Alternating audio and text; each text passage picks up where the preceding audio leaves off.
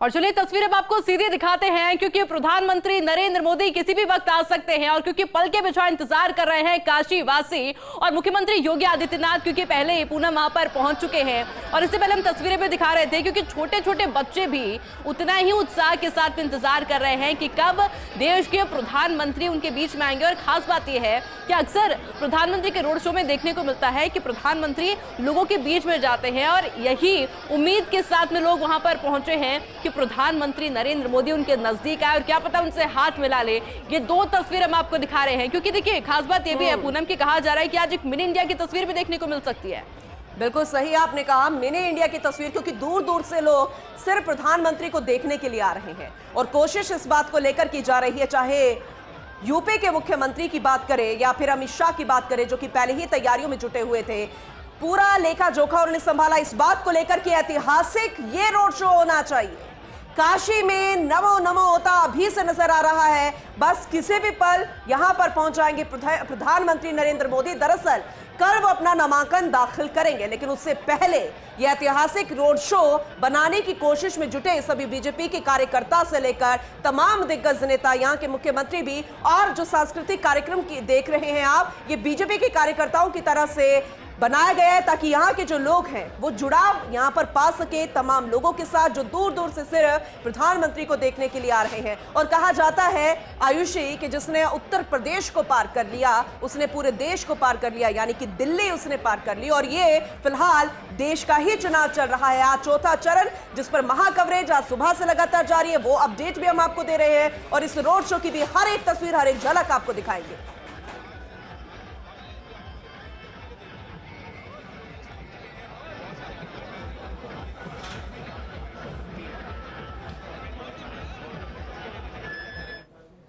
चलिए, महाकवरेज लगातार जारी है, एक एक अपडेट, एक एक तस्वीर आप तक पहुंचा रहे हैं। और आयुषी, इस पर खास चर्चा के लिए खास मेहमान भी हमारे साथ जुड़ चुके हैं। विकास सोमानी जी है, बीजेपी के प्रवक्ता है, बहुत बहुत स्वागत है आपका। अरुण शर्मा जी हैं, कांग्रेस के प्रवक्ता है, आपका भी बहुत बहुत स्वागत है। एकलव्य सिंह है, राजनीतिक विश्लेषक है, आपका भी बहुत बहुत स्वागत है।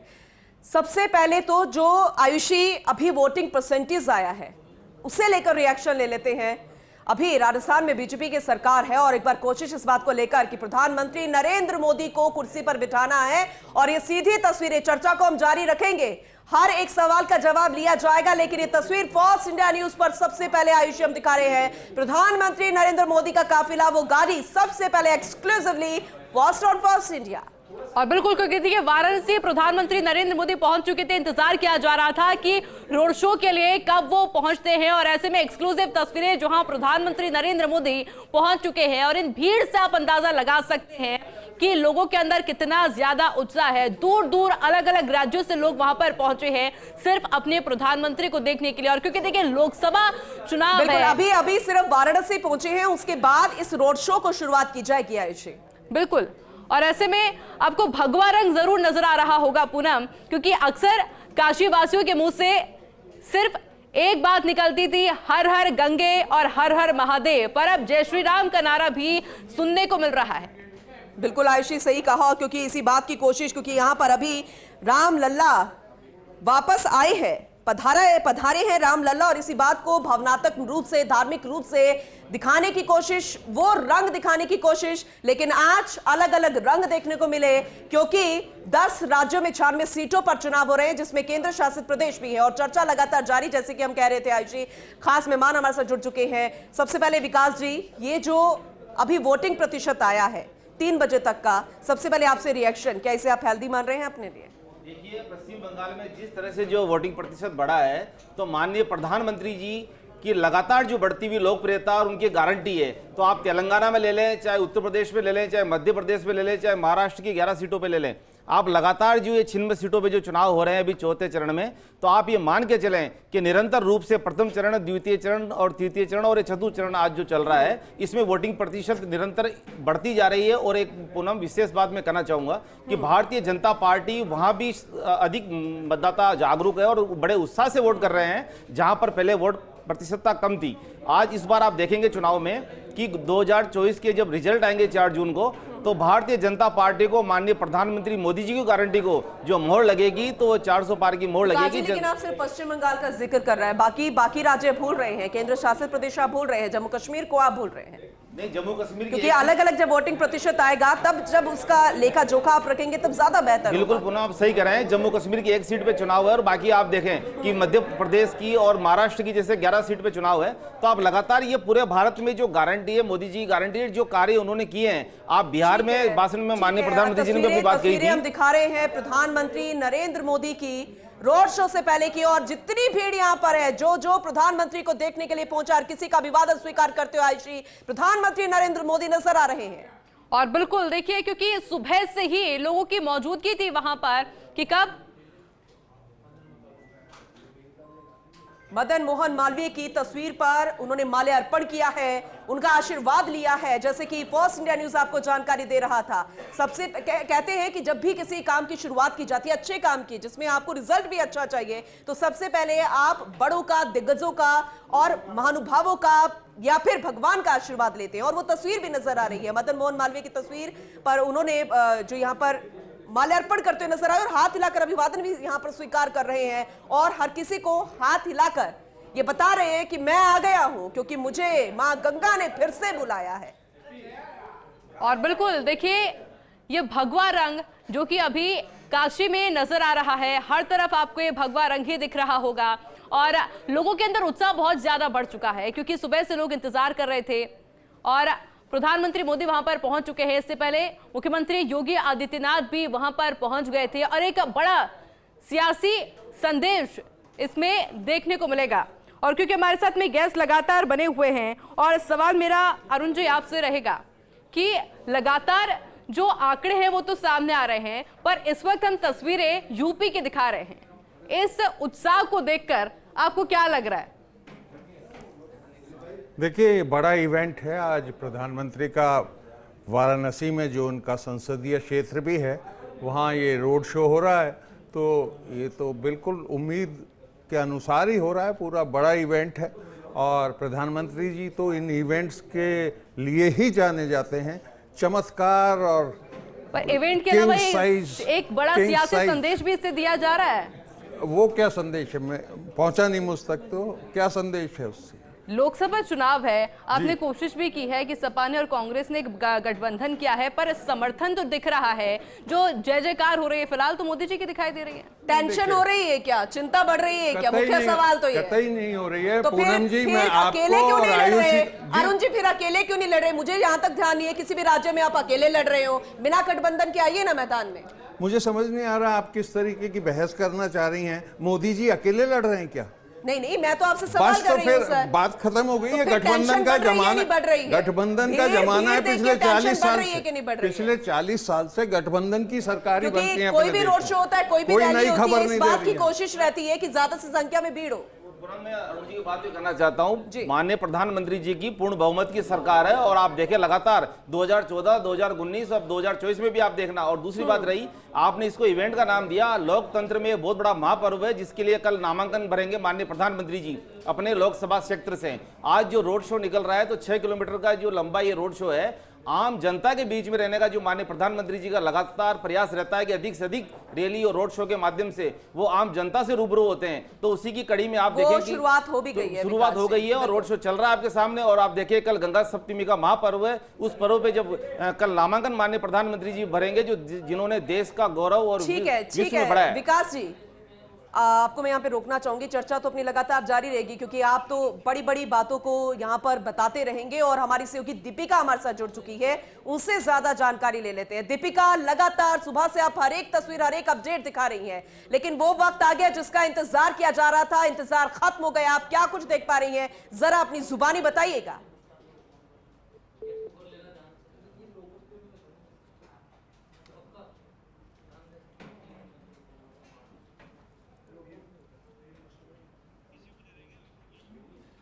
संपर्क टूट गया, एक बार फिर से जुड़ने की कोशिश करेंगे आयुषी। दीपिका से एकलव्य सिंह भी हमारे साथ लगातार बने हुए हैं, राजनीतिक विश्लेषक हैं और इस तस्वीर को वो बखूबी बता पाएंगे। आपने सुना अरुण सिंह को भी, एकलव्य जी, आपने विकास जी को भी सुना और आप ये तस्वीर भी बहुत बखूबी देख पा रहे हैं। वोटिंग प्रतिशत भी हमने आपको बताया है। क्या लगता है ये किसके लिए टेंशन भरी तस्वीर है और ये वोटिंग प्रतिशत किसके लिए हेल्दी है? देखिए पूनम जी, सबसे पहले तो आपने पूछा कि वोटर टर्नआउट के बारे में अगर हम बात करें तो मेरी जो समझ है, अभी तक जो एक बात करी जा रही थी कि जनता में कितना उत्साह है, नहीं है, कहीं वो कम तो नहीं हो रहा, तो अगर हम 2019 के फिगर से कंपेयर करेंगे तो फेज़ 4 में जो उस वक्त टोटल पोलिंग हुई थी वो लगभग 65% थी और आज जो है वो 3 बजे तक ही 52% क्रॉस कर चुकी है। तो ऐसा सेफली कहा जा सकता है कि कम से कम उत्साह की तो कोई कमी नहीं है।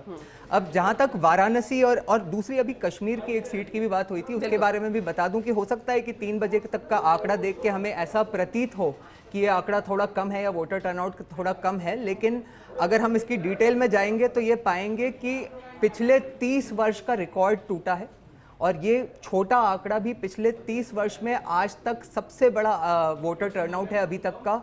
और हर वर्ग के लोग, चाहे वो महिलाएं हों, अलग अलग रिलीजन्स के, कास्ट के, सब लोगों ने जाके वोट किया है। दूसरा पार्ट है, आप जो मोदी जी का जो रोड शो चल रहा है, इसका भी देखिए एक कारण है कि अभी एक बात कही गई कि वो एक इवेंट्स बहुत अच्छे से मैनेज करते हैं, बट देखिए कि मैं आपको एक व्यक्तिगत उदाहरण देके बताता हूँ। मैं वैसे तो पला बड़ा जयपुर में हूँ, लेकिन मेरा जो गाँव है वो वाराणसी के पास ही एक बलिया डिस्ट्रिक्ट है, उसके वहाँ पे है। और मोदी जी के वहाँ के सांसद बनने के पहले और योगी जी की सरकार बनने से पहले तो हम यहाँ से बनारस जाते थे जयपुर से, और बनारस से बलिया का जो कि लगभग सिर्फ 150 किलोमीटर का डिस्टेंस है, हमें करीब 6-7 घंटे लगते थे। और जो वहाँ पे पुलिस प्रशासन होता था वो हमें खुद कहता था कि अगर रास्ते में अनलेस की कोई थाने की नाकाबंदी नहीं हो तो आप पुलिस के रोकने पे भी मत रोकिएगा। ये कानून व्यवस्था थी। और आज वहाँ पे ये स्थिति है कि जब आप यहाँ से, कुछ लोग होंगे जिनने ये देखा ही होगा, जब यहाँ से बनारस जाएंगे तो बनारस से बलिया का एक्सप्रेस हाईवे है, जो 6-7 घंटे का डिस्टेंस था वो 2 घंटे का हो चुका है। हर 25-50 किलोमीटर पे पुलिस की एक काली इनोवा असिस्टेंस के लिए खड़ी रहती है। तो ये जो मोदी जी जो वहां पे आए हैं, वो वहां पे वो एक विकास का प्रतीक बनके, और उन्होंने पूरे देश को विकास का संदेश देने का प्रयत्न किया है। चाहे वो विकास इवेंट मैनेजमेंट नहीं होता है, वो विकास होता है 50 करोड़ मुफ्त गैस कनेक्शन, 10 करोड़ आप कह सकते हैं, 12 करोड़ शौचालय हैं करीब, 14 करोड़ घरों में नल से जल हैं, और 50 करोड़ जनधन अकाउंट हैं। उसके अलावा 4 विकास काशी से बाहर निकला है। बिल्कुल वहां से मोदी जी वहां से इलेक्ट होके उन्होंने मैसेज दिया है। वहां पे जो आज हम यहाँ पे बैठ के शायद हमें वो चीजें नहीं दिखें जो काशी के लोगों को वहां पे दिखती हैं। जो काशी में रहते हैं उन्होंने देखा है कि 2014 से पहले गंगा घाट क्या थी और आज क्या है। बोलने वाली थी, ये एग्जांपल तो मैं भी दे सकती हूँ क्योंकि मैं खुद वहां पर दोनों वक्त में जाकर आई। और उसी तरह अगर 2019-20 से पहले किसी ने काशी विश्वनाथ कॉरिडोर देखा हो, मतलब काशी विश्वनाथ कॉरिडोर तो खैर था ही नहीं, बट अभी भी क्या टास्क रह गए हैं जरा वो बताइए। देखिए, मैं समझता हूँ कि अभी भी वो वहाँ पे काशी में जो कुछ छोटी मोटी चीज़ें हैं, जैसे कि एक ग्रैंड लेवल एफर्ट चल रहा है अंडरग्राउंड इलेक्ट्रिफिकेशन का, और उसके अलावा वहाँ पे जो क्राउडेड एरियाज़ हैं, जो कि एक बहुत ही हरक्यूलियन टास्क है, वो माइक्रो लेवल पे ऑलरेडी काशी विश्वनाथ कॉरिडोर में किया गया है, बट अब उसको एक्सपैंड किया जा रहा है पूरे ओल्ड काशी में। तो वो मेरे ख्याल से एक बहुत ही मेजर फैक्टर है जो एक हरक्यूलियन टास्क लिया गया है बीजेपी की सरकार द्वारा, और मुझे लगता है एफर्ट्स हो रहे हैं। बिल्कुल एकलव्य जी, क्योंकि आपने पूरे विकास कार्य बता दिए, तो ऐसे में अरुण जी से एक रिएक्शन मैं ले लूंगी। आपको नहीं लगता कि इवेंट मैनेजमेंट के साथ में प्रधानमंत्री मोदी विकास मैनेज भी काफी अच्छे से कर रहे हैं? और आपसे एक बार रिएक्शन में अरुण जी ले लूंगी, पर उससे पहले मेरी सहयोगी, क्योंकि दीपिका लगातार वहां पर बनी हुई हैं। दीपिका, वहां का नजारा इस वक्त क्या कह रहा है? कितना जोश, उत्साह, उल्लास है वहां की जनता में फिलहाल प्रधानमंत्री मोदी को देखने के बाद?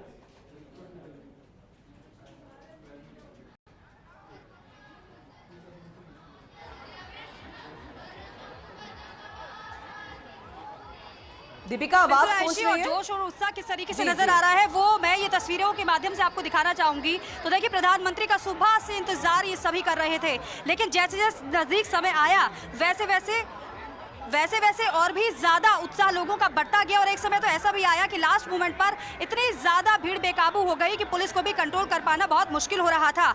प्रधानमंत्री के आने के बाद, प्रधानमंत्री से आने से पहले मुख्यमंत्री योगी आदित्यनाथ पहुंचे। गजब का क्रेज मुख्यमंत्री योगी आदित्यनाथ का भी लोगों में नजर आया है। लेकिन उसके बाद जब प्रधानमंत्री नरेंद्र मोदी पहुंचे तो वहां पर उन्होंने सबसे पहले मदन मोहन मालवीय की प्रतिमा पर माल्यार्पण किया। उसके बाद क्योंकि उन्हें पता था कि लोग बहुत देर से इंतजार कर रहे हैं, सुबह से इंतजार कर रहे हैं प्रधानमंत्री नरेंद्र मोदी का, लेकिन निराश किसी को नहीं किया प्रधानमंत्री नरेंद्र मोदी ने। जैसे ही देखा चारों तरफ से घिरे हुए लोग नजर आ रहे थे, सभी का सबसे पहले प्रधानमंत्री ने हाथ जोड़कर अभिवादन स्वीकार किया, मानो कह रहे हो कि मुझे पता है कि बहुत गर्मी है, गर्मी बहुत है, लेकिन आपका उत्साह गजब का है। मैं जानता हूं कि आप मेरे इंतजार में यहाँ पर खड़े हुए हैं, काफी देर से बैठे हुए हैं, लेकिन यहाँ जैसे ही प्रधानमंत्री आए हाथ जोड़कर सभी का अभिवादन स्वीकार किया और उसके बाद हाथ हिलाकर सभी का अभिवादन प्रधानमंत्री ने स्वीकार किया। और आप भीड़ देख रहे होंगे, ये भीड़ जन सैलाब मानो उमड़ पड़ा है यहाँ पर। ये देखिए किस तरीके से, और वो लम्हा देखिए जहाँ पर प्रधानमंत्री नरेंद्र मोदी ने मदन मोहन मालवीय की प्रतिमा पर माल्यार्पण किया, वहाँ पर किस तरीके से लोग अब चढ़ गए हैं, वहाँ पर कुछ सेल्फी ले रहे हैं, मानो उस पल के वो खुद साक्षी बनना चाह रहे हो कि अभी अब से थोड़ी देर पहले ही तो प्रधानमंत्री नरेंद्र मोदी यहाँ पर आए थे, चंद मिनट की ही तो बात है, यहाँ पर इस तरीके से उन्होंने माल्यार्पण किया था। और तुरंत माल्यार्पण के बाद उस वाहन पर सवार हुए प्रधानमंत्री नरेंद्र मोदी, साथ में उत्तर प्रदेश के सीएम योगी आदित्यनाथ उनके मौजूद हैं और दोनों ही निकले एक ही रथ पर सवार होकर, एक ही वाहन पर सवार होकर और निकल चुके अपनी जनता के बीच में। और देखिए रोड शो से पहले ये बेहद खास रोड शो, प्रधानमंत्री नरेंद्र मोदी का नामांकन से पहले रोड शो की तस्वीर, और देखिए पूरी तैयारी की गई थी सांस्कृतिक लिहाज से। सबसे पहले जब प्रधानमंत्री नरेंद्र मोदी के आने का पता चला कि अब चंद मिनट बाकी रह गए हैं, वैसे ही यहाँ पर जो मंत्रोच्चार है उसकी शुरुआत हो गई थी और यहाँ पर विशेष प्रस्तुतियाँ लोगों की, विशेष प्रस्तुतियाँ कलाकारों की और जो स्टूडेंट्स नजर आ रहे हैं उनकी, वो हमने सुनी और गजब का उत्साह लोगों में नजर आया। और एक समय तो ऐसा आया कि जैसे उद्घोष के साथ, हर हर महादेव के साथ कदमताल करते हुए सभी कार्यकर्ता नजर आए, आगे बढ़ते रहे, एक के बाद एक इकाइयां आती रही और गजब का उत्साह महिलाओं में भी नजर आया। महिलाओं ने जैसे ही एंट्री की, सर पर केसरिया साफा पहने महिलाएं मानो कह रही है कि हम आपकी शक्ति है, हम आपके आगे चल रहे हैं, आपकी ढाल बनकर आप पीछे पीछे चलते रहिए, क्योंकि कोई भी ताकत आपको हरा नहीं सकती है। और देखिए मैं जो बातें बयां कर रही हूँ, आप इन तस्वीरों को देख रहे होंगे और इन तस्वीरों से आप समझ पा रही होंगी कि कितना ज्यादा उत्साह यहाँ के बिल्कुल आपने लोगों सही में कहा, है। क्योंकि जो एक एक बात आप कह रही हैं वो तस्वीरों के जरिए हम उसे देख पा रहे हैं, खुद महसूस यहाँ की जनता भी करती नजर आ रही है, पूरा देश इसे देख रहा है। लेकिन जैसे कि आपने कहा कि गर्मी बहुत ज्यादा थी, गर्मी तो यहाँ पर सियासत की भी बहुत ज्यादा बढ़ गई है, लेकिन प्रधानमंत्री मोदी के आने के बाद क्या माहौल थोड़ा सा ठंडा पड़ा है उत्साह की वजह से, उस खुशी की वजह से, क्योंकि इंतजार बहुत ज्यादा लंबा हो गया था, सुबह से ही लोग यहाँ पर जुटने लगे थे। तो जरा अपनी जुबानी बताइएगा, क्योंकि आप भी सुबह से हर एक अपडेट हम तक पहुंचा रही हैं।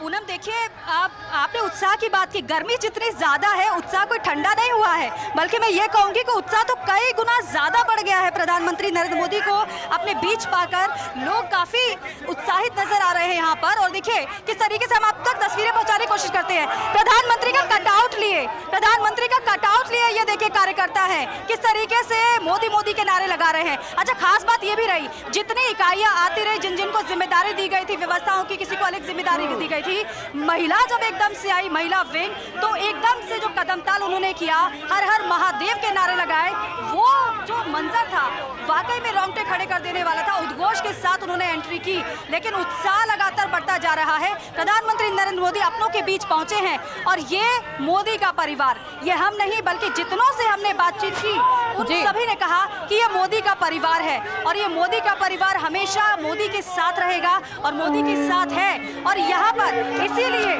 काम बोलता है, विकास बोलता है। और देखिए कुछ लोगों से बातचीत करने की भी हम कोशिश करेंगे, किस तरीके से मोदी मोदी के नारे लगा रहे हैं। आप क्या कहेंगे, प्रधानमंत्री नरेंद्र मोदी को देखा आपने? प्रधानमंत्री नरेंद्र मोदी को देखा? हाँ देखा हमने। कैसा लगा? बहुत बढ़िया लगा। क्या कहेंगे? बहुत ही सुंदर पल था ये हमारे लिए, पहली बार मैंने इतने करीब से देखा। आपने पीएम को एक झलक पाने के लिए काफी देर से इंतजार कर रहे थे, कब से इंतजार कर रहे थे? लगभग 2-3 घंटे। आप कहाँ से? 2 घंटे से इंतजार कर रहे थे मेदी जी। अब इस बड़ी फल क्या इससे पहले देखा था? काफी नहीं, इससे पहले मैंने काफी बार देखा था, लेकिन पहली बार इतना बार भी देखा जाए वो कम है। अच्छा, इतना उन पर गुड विश्वास है काशी वासियों को, और उन्हीं के चलते आज काशी इंटरनेशनल जगह बन गया है, खासकर मोदी जी के चलते। अच्छा, साथ में योगी आदित्यनाथ भी चल रही है, जोड़ी को लेकर क्या कहेंगे? ये जोड़ी पर पूरे भारत की नाज है, ये भारत की एक शान है और ये परंपरा बढ़ती ही जाएगी। भारत ने नंबर जोड़ी अब की बार 400 पार। ये जोड़ी विकसित भारत के लिए एक बहुत बड़ा पल निभाने वाला है और 2047 में ये जोड़ी नाम करेगी पूरे विश्व में। और देखिए, एक बार फिर से शंखनाद की धुनी हमें सुनने को यहाँ पर मिल रही है और ये हर हर महादेव शंखनाद की जय घोष हमने खूब सुने। सुबह से लेकर अब शाम हो चली है, प्रधानमंत्री का रोड शो शुरू हो चुका है और यहाँ से जो रोड शो है वो आगे बढ़ता जा रहा है। हम लोगों से लगातार बातचीत करने की भी कोशिश करें। पीएम को देखा? हाँ, देखिए देखा कैसा लगा? बहुत अच्छा है, बहुत अच्छा। अच्छा, आप ऐसा लगा कि आपकी तरफ हाथ हिलाकर प्रधानमंत्री जी कह रहे हो कि हाँ? बहुत अच्छा लगा, बहुत अच्छा लगा, बहुत अच्छा लगा। हाँ मैम, मोदी जी का बहुत अच्छा, बनारस में बहुत काम किया उन्होंने। अब की बार 400 पार। अब की बार 400 पार का नारा दीपिका, लगातार तस्वीरें आप दिखाते रहेगा क्योंकि हम देख पा रहे हैं कि जो लोग वहां पर मौजूद है उत्साह उनमें काफी ज्यादा है। लगातार अपडेट आपसे लेते रहेंगे पर क्योंकि तमाम गेस्ट हमारे लगातार बने हुए हैं। अरुण जी, आप अपनी बात पूरी करने वाले थे। सवाल मेरा आपसे ये था कि आपने कहा था कि प्रधानमंत्री नरेंद्र मोदी बहुत अच्छे से इवेंट मैनेज कर लेते हैं, पर सवाल मेरा आपसे ये है कि आपको नहीं लगता कि विकास भी काफी अच्छे से मैनेज कर पा रहे हैं फिलहाल वो यूपी में? देखिए, आज एक तो ये जो रोड शो हो रहा है प्रधानमंत्री का, उस अवसर पे आपने मुझे बुलाया है, तो मैं बेसुरा तो बिल्कुल नहीं लगना चाहता हूँ। बड़ा उत्सव का माहौल नहीं है। सर, सिर्फ यही नहीं है, चौथे चरण का चुनाव भी है। हाँ, तो मैं बता रहा हूँ, लोकतंत्र का मुझे आप लोगों की भी भागीदारी है। बात कंप्लीट कर जी सर, आपने शुरू में बोल दिया ना, सिर्फ इवेंट के लिए बुलाया है। नहीं, मैंने कहा ये मौका है, इसमें मैं बेसुरा नहीं बोलना चाहता हूँ। बाकी लोग सब सुर में है, हारमोनी में है, इसलिए कह रहा हूँ मैं। तो जैसे अभी धनंजय हमारे दोस्त ने भी विकास के कई आयाम बनारस के गिनाए हैं और जरूर वहाँ कुछ विकास के कार्य हुए हैं, इसमें तो कोई शक ही नहीं है, प्रधानमंत्री की कॉन्स्टिट्यूंसी है। लेकिन आपने पिछले 3-4 चरणों में देखा होगा, ये बात शुरू हुई थी कि प्रधानमंत्री हर रैली में बोलते थे अब की बार जनता से बुलवाते थे 400 पार। पिछले 3 हफ्ते से वो नारा छुट्टी पे चल रहा है, आपने देखा होगा। ठीक है। रोज एक नया इशू डेली, जिसने इतने सारे विकास किए हों, जिसकी 400 सीट बिल्कुल धरी हुई हैं ट्रे में, वो आदमी रोज अगर आपने इश्यूज बदलें, उसमें हिंदू मुसलमान पाकिस्तान, आज ही आपने रिपोर्ट किया है, उन्होंने कहा है कि पाकिस्तान को चूड़ियां हम पहना देंगे। एक सेट चाइना के लिए भी खरीद लेते तो अच्छा था। 20 जून से 2020 की जून से हैं जी, चाइना के लिए। अच्छा, वो भी तो आपके यहाँ कब्जा किए बैठा है 2.5 साल से। वो एक मरद प्राय देश जिसके कोई वजूद नहीं है आज की तारीख में, उसको याद कर करके अगर आप पोलराइज करना चाहते हैं, बात अलग है। मैंने कहा ना, वो आपका अपना ढंग है, लेकिन इतने कॉन्फिडेंट प्रधानमंत्री लग नहीं रहे पिछले 3 हफ्तों से कि उनकी मैं आपसे एक बात कहना चाहता हूँ। देखिए, ये 4 जून से सीधा रूबरू हो रहे हैं। 4 जून से पहले पूनम, ये सब स्पेकुलेशन है। मेरी आपसे करबद्ध विनती है, आप इंतजार कीजिए। ये साधारण चुनाव नहीं है, आप इसके नतीजे चौंकाने वाले के चुनाव का मैं जिक्र करना चाहूंगी। कांग्रेस की सीटों का अगर मैं जिक्र करूं, चौथे चरण में शायद उंगलियों में थी, इस बार क्या लगता है? उंगलियों से ज्यादा में होंगी, उंगलियों से ज्यादा में होंगी। और ये चुनाव कांग्रेस तो वहां इंसिडेंटली है, वहां पर ये चुनाव जनता लड़ रही है, उसने 10 साल का उसके पास हिसाब है। सर, चौथे चरण का जिक्र कर रही हूँ। 96 में से 1 2 3 4 5 6 सीटें जीती थी इन 96 सीटों में से। मैं चौथे चरण का जिक्र आपको कर रही हूँ जी। हाँ, 6 सीटें 96, इन 96 सीटों में से सिर्फ 6 सीटें कांग्रेस जीत पाई थी। ये काफी बदलने वाली है ये पिक्चर, ये इतिहास हो जाएगा। नहीं, ये इतिहास हो जाएगा। 2019 की 6 सीट इतिहास हो जाएगा। इस सीटों को और ज्यादा आगे करने के लिए क्या किया है? इस पर क्या खास? वोटिंग प्रतिशत को बढ़ाने के लिए किस तरीके से वोट बैंक कैसे बढ़ा, आपने किस तरीके से काम किया? देखिए, मैंने अभी जिक्र किया, बात अधूरी रह गई। हमसे ज्यादा तो प्रधानमंत्री जी ने किया है, हमने कम किया है। अच्छा, उनने ज्यादा किया है। तो सिर्फ इससे काम नहीं चलता। जो देश के मुद्दे हैं वो गायब हैं सीन पे से। आप सिर्फ मैंने बताया ना, चमत्कारों से अगर देश को लेकिन चमत्कृत करना राजनीतिक चाहते हैं। विश्लेषक हमारे साथ जुड़े हुए हैं और उन्होंने विकास भी गिनाए हैं। सर, हमने कुछ नहीं कहा, वो इस बात को बखूबी समझते हैं, चाहे जो कांग्रेस के काम हो या बीजेपी के काम हो। मैंने कहा उन्होंने मैं तो बताया। बहुत खुश हूँ, धनंजय ने बहुत एकलव्य एकलव्य ने बड़ी एक्सप्लिसिटली समझाए। काश प्रधानमंत्री जी भी अपने विकास के किए हुए काम पे चुनाव लड़े, बजाय वो पाकिस्तान और हिंदू मुसलमान आपकी भैंस खोल के ले जाएंगे। देखिए, प्राइम मिनिस्टर की भाषा देखिए, कांग्रेस जीती तो आपकी भैंस खोल के ले जाएंगे, आपके मंगलसूत्र मुसलमानों को दे देंगे। आप स्तर तो देखिए। अरे आप ये 400 सीट वालों का स्तर नहीं हो सकता। अभी आप इतनी देर से डिबेट कर रहे हैं, मैं आपको सुन रहा हूं लगातार। आप कांग्रेस के बताने के लिए, कांग्रेस का एजेंडा बताने के लिए, कांग्रेस का न्याय पत्र बताने के लिए, कांग्रेस को कैसे वोट मिलेंगे इसके बताने के लिए आपने एक भी चर्चा नहीं की। आप चर्चा जो कर रहे हैं लगातार बता रहे हैं, आप लगातार बोल रहे हैं, तो वो आप नहीं सुनने ये आम जनता की दिल की आवाज है जो आप बोल रहे हैं। माननीय प्रधानमंत्री जी की जो गारंटी है और जो कार्य है, और आप छिन्न सीट की बात कर रहे हैं, आप 96 सीट में चुनाव हो रहा है योजना के बारे में आप चुनाव में आप ये नहीं बता सकते कि हमारी कौन सी सीट आ रही है। आपका इंटरेस्ट ही नहीं है तो मैं क्या समझ। क्या लगता है जनता का इंटरेस्ट है? पक्का है। मतलब बहुत ध्यान से देखा बताने जा रहा के लिए है कांग्रेस के पास कुछ भी नहीं है। लगातार इनके पास जिस पार्टी पित्रोदा के को बयान है, महंगाई और बेरोजगारी दिखती ही नहीं है। पूनम जी, ये प्रवक्ता ही नहीं, तो बोलिए ना। बड़े बड़े नेता भी कह रहे हैं कि कोई महंगाई है ही नहीं। सीतारमण जी कह चुकी हैं देश में कोई बयानों का महंगाई आपने नहीं। जिक्र किया, एक नाम इन्होंने लिया सैम पित्रोदा का, तो क्यों ना उस पर भी जिक्र कर लिया जाए? करिए क्योंकि ना। उससे तो आप कन्नी काट रहे हैं। नहीं कन्नी, मैं कैंची कोई लाया ही नहीं। बात तो सैम पित्रोदा की अभी जवाब आपने दीजिए, की है। इंडिया मैं कोई कन्नी नहीं काट रहा। जवाब दीजिए सर। हाँ, क्या सैम पित्रोदा का क्या जवाब दे? वसीयत के बारे में कह रहा है 45% जो है वो वसीयत जैसे ट्रांसफर होगी तो उसमें हो जाएगा। वो अमेरिका की बातें कर रहे हैं। सुनिए, चीनी के लिए ज्यादा इन्फ्लुएंस तो आप है, क्योंकि जब कांग्रेस की बात आती है वोटिंग प्रतिशत कैसे बढ़ा रहे हैं तब आप जवाब नहीं दे रहे और हैं। एक मिनट पूनम एक बात कहना चाहूंगा मैं। दूसरी तरफ मोदी का एक जब लाइन भी और जिक्र आता है, नहीं, उसको सुनिए डिटेल अब में ये बात कहते कर हैं कि रहे हैं। हिंदू मुस्लिम। अरे आप बताइए, आपने भारत में क्या कहा कि पूर्वी के लोग चीनी जैसे लगते हैं और साउथ के लोग जो है साउथ अफ्रीका जैसे लगते हैं। आप जाति, भाषा, वंश और धर्म के आधार पर आप बांट रहे लोगों को, सेक्टर के आधार पर कौन बांट रही है? कांग्रेस बांट रही है। देखिए पूनम जी, अपन को मेरे हिसाब से फैक्ट्स पे बात करनी चाहिए। और क्या है कि अभी एक बात ये भी कही गई कि पिछले कुछ 3-4 हफ्तों से मोदी जी काफ़ी अंडर कॉन्फिडेंट नज़र आ रहे हैं। अब फैक्ट्स क्या हैं कि पिछले 3-4 हफ्तों में हुआ क्या है कि जो अमेठी और रायबरेली, जो कि कांग्रेस का गढ़ माना गया है कई वर्षों से नहीं दशकों से, वहाँ से लास्ट डे तक नॉमिनेशन फाइल नहीं किया गया। और जब नॉमिनेशन फाइल करने की स्थिति आई भी तो राहुल गांधी जी ने ये डिसाइड किया कि अमेठी छोड़ के वो रायबरेली से अपना नॉमिनेशन उन्होंने फाइल किया। और एक बात भी कह दी थी वायनाड को लेकर। और मैं समझता हूँ कि मोदी जी के देखिए, जनता के सामने विकल्प होते हैं। एक तरफ मोदी जी हैं और दूसरी तरफ वैसे तो कोई है नहीं, लेकिन अगर मान लिया जाए कि इंडी अलायंस एक एंटिटी है और उस इंडी अलायंस को कांग्रेस लीड कर रही है और कांग्रेस को गांधी परिवार लीड करता है, तो आप किसको देखोगे? राहुल गांधी जी को देखोगे, प्रियंका गांधी जी को देखोगे, सोनिया गांधी जी को देखोगे? सोनिया गांधी जी ने रायबरेली छोड़ दिया और राजस्थान से राज्यसभा की सीट उन्होंने चुनने का निर्णय किया।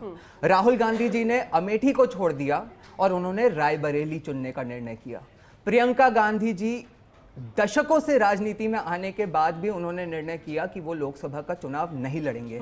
तो मेरे ख्याल से जनता समझदार है, वो उसको साफ दिखाई देता है कि कौन कॉन्फिडेंट है और कौन अंडर कॉन्फिडेंट है। इतना ही कहना है बात का भी जवाब देते हैं कि प्रियंका जी कहती थी कि मैं लड़की हूं, लड़ सकती हूं, वो चुनाव तक नहीं लड़ रही है, जबकि इतना प्रचार किया उन्होंने, राजस्थान में प्रचार किया। चर्चा में किया था। Very interesting. कांग्रेस किसको खड़ा करे, किस कॉन्स्टिट्यूंसी से खड़ा करे, वो या तो राजनीतिक विश्लेषक डिसाइड करेंगे या बीजेपी के प्रवक्ता। और आप भी चाहती हैं कि इसका जवाब दिया जाए। जब आदमी को चुनाव लड़ता है, कोई भी व्यक्ति चुनाव हर पार्टी को हक है कौन कहां खड़ा करना चाहता है, कोई भी पूछ सकता है, किसी को क्या है डिसाइड नहीं किया सर, सिर्फ निवेदन किया कि कौन जिसमें आपके दिग्गज चुनावी मैदान में ही है। नजर नहीं आते, ना प्रचार करते हुए खास नजर आते हैं, ऐसी कौन सी स्ट्रैटेजी कांग्रेस बनाती है? आपको नजर आएंगी। 4 जून को नतीजे बता देंगे कि क्या नजर नहीं आया एक बड़े वर्ग को, इवन मीडिया को भी। कांग्रेस और ये ऐसा कई बार हुआ हो चुका है देश में ऐसा कई बार हुआ है। कांग्रेस और कोई पहली बार नहीं। नहीं, देखिए पहली बार क्या हुआ है पूनम जी, एक और बात आपको बता दूं कि पहली बार क्या हुआ है कि कुछ दिनों से कांग्रेस और विपक्ष जो हैं वो कह रहे हैं कि मोदी जी अगले वर्ष 75 वर्ष के हो जाएंगे तो उन्हें रिटायरमेंट ले लेना चाहिए। वो 74-75 वर्ष की उम्र में हर दिन 3 से 4 रैली कर रहे हैं और राहुल गांधी जी 4 दिन में एक रैली कर रहे हैं। ये है जो जनता ऑब्जर्व करती है। ये मैं नहीं डिसाइड करता, राजनीतिक विश्लेषक नहीं डिसाइड करता कि राहुल जी कितनी रैली करें और मोदी जी कितनी रैली करें। ये वही लोग अपनी क्षमता के हिसाब से डिसाइड करते हैं। चलिए ठीक है, अभी जिस तरीके से वोटिंग प्रतिशत सामने आया है बहुत कुछ बयां कर रहा है, जरा ये भी बताइए एकलव्य जी, विस्तार से बताइएगा पिछले 3 चरण, अब ये चौथा चरण, वोटिंग प्रतिशत 3 बजे तक का क्या कहता है। और एक चीज, बिहार की राजनीति, क्योंकि वैसे तो वहां पर खिचड़ी बन चुकी है और अगर महाराष्ट्र की बात करें तो खिचड़ी में रायता भी चला गया है और उत्तर प्रदेश में तो बहुत कंफ्यूजन। तो जनता कितना विश्वास करे, किस पर विश्वास करे, क्या लगता है? देखिए, अगर पूनम जी व्यक्तिगत तौर पे अगर आप मेरी राय लेंगे तो मैं तो समझता हूं कि वोटर टर्नआउट और आने वाले परिणामों में कोई डायरेक्ट कोरिलेशन होता नहीं है। ऐसा कई बार हुआ है कि वोटर टर्नआउट बढ़ा है लेकिन जो इनकम्बेंट सरकार है उसने रिटेन किया है। ऐसा कई बार हुआ है कि वोटर टर्नआउट घटा है लेकिन फिर भी जो इनकम्बेंट सरकार है उसने दोबारा सरकार बनाई है। इंपॉर्टेंट क्या होता है कि वोटर टर्नआउट को लोकल कॉन्स्टिट्यूएंसीज के मुद्दों से कोरिलेट करके कैसे देखा जा सकता है। और उसमें मैं समझता हूं कि जो जैसे बिहार है, बिहार में आप पाएंगे कि जो आपने सबसे इंपॉर्टेंट ट्रेंड देखी कि हालांकि नीतीश जी को ज्यादातर लोग पलटू राम के नाम से और उन्होंने बिल्कुल, लेकिन वो एक उनकी अपनी राजनीति है। उनकी राजनीति ये है कि उनको हर समय ये इंश्योर करना है कि वो किसके साथ जाके अपने आप के लिए पावर रिटेन कर सकें, जिसमें कि वो सफल भी रहे हैं। तो इसमें कहीं भी दो राय नहीं है कि इस बार कम से कम उन्हें लग रहा है कि बीजेपी के साथ रहूंगा तो ही मैं पावर में आ पाऊंगा। तो एक ये बीजेपी का एकदम नीतीश कुमार जी का एकदम क्लियर ट्रेंड दिखाई देता है कि उन्हें अपना डिसीजन क्यों लिया है। नहीं, अरुण जी जैसा इस पे बताएं, बताएं सर।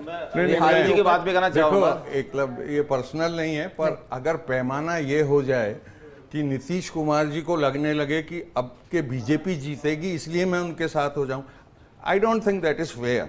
4 बार जो आदमी 5 साल में इधर से उधर हो चुका है उस पर किसी भी प्रकार की रिलायबिलिटी का क्या मतलब? उसको आप मौसम वैज्ञानिक अगर साबित करना चाह रहे हैं तो राजनीतिक विश्लेषक ही है वो बखूबी बता सकते हैं। बिहार में माननीय प्रधानमंत्री जी ने एक सभा के दौरान भी कहा था कि जिस तरह के वहाँ के हालात है और जिस तरह से हालात बिहार में सुधारने हैं और जिस तरह से आप देखें कि ईडी ने पिछले 10 साल में मात्र 35 लाख रुपए जब्त किए थे और इन 10 सालों में 2200 करोड़ रुपए के लगभग जब्त किया और जिस तरह से कानून और प्रशासन का जो लगातार कार्य चल रहा है तो बिहार में इसकी महती आवश्यकता है। और आप देखें कि जिस तरह से वोट प्रतिशत जहां बिहार, पश्चिम बंगाल और आंध्र प्रदेश और जो महाराष्ट्र वहां जो है आप लगातार शाम तक आंकड़े देखेंगे तो लगेगा कि माननीय प्रधानमंत्री जी की गारंटी को लगातार मोहर लगती जा रही है और वोट का प्रतिशत 2014 से 2019 में और 2019 से 2024 में लगातार बढ़ता जा रहा है। तो ये प्रतिशत जब सामने आएगा आप देखेंगे तो लगेगा कि पैसे लगातार वोट प्रतिशत माननीय प्रधानमंत्री जी के पक्ष में आता जा रहा है। पिछली बार भी विकास जी, क्योंकि 3 चरण हम देख चुके हैं, चौथा चरण है, अभी जो वोटिंग प्रतिशत आया है अभी भी कुछ भी कहना जल्दबाजी होगी, इंतजार करना होगा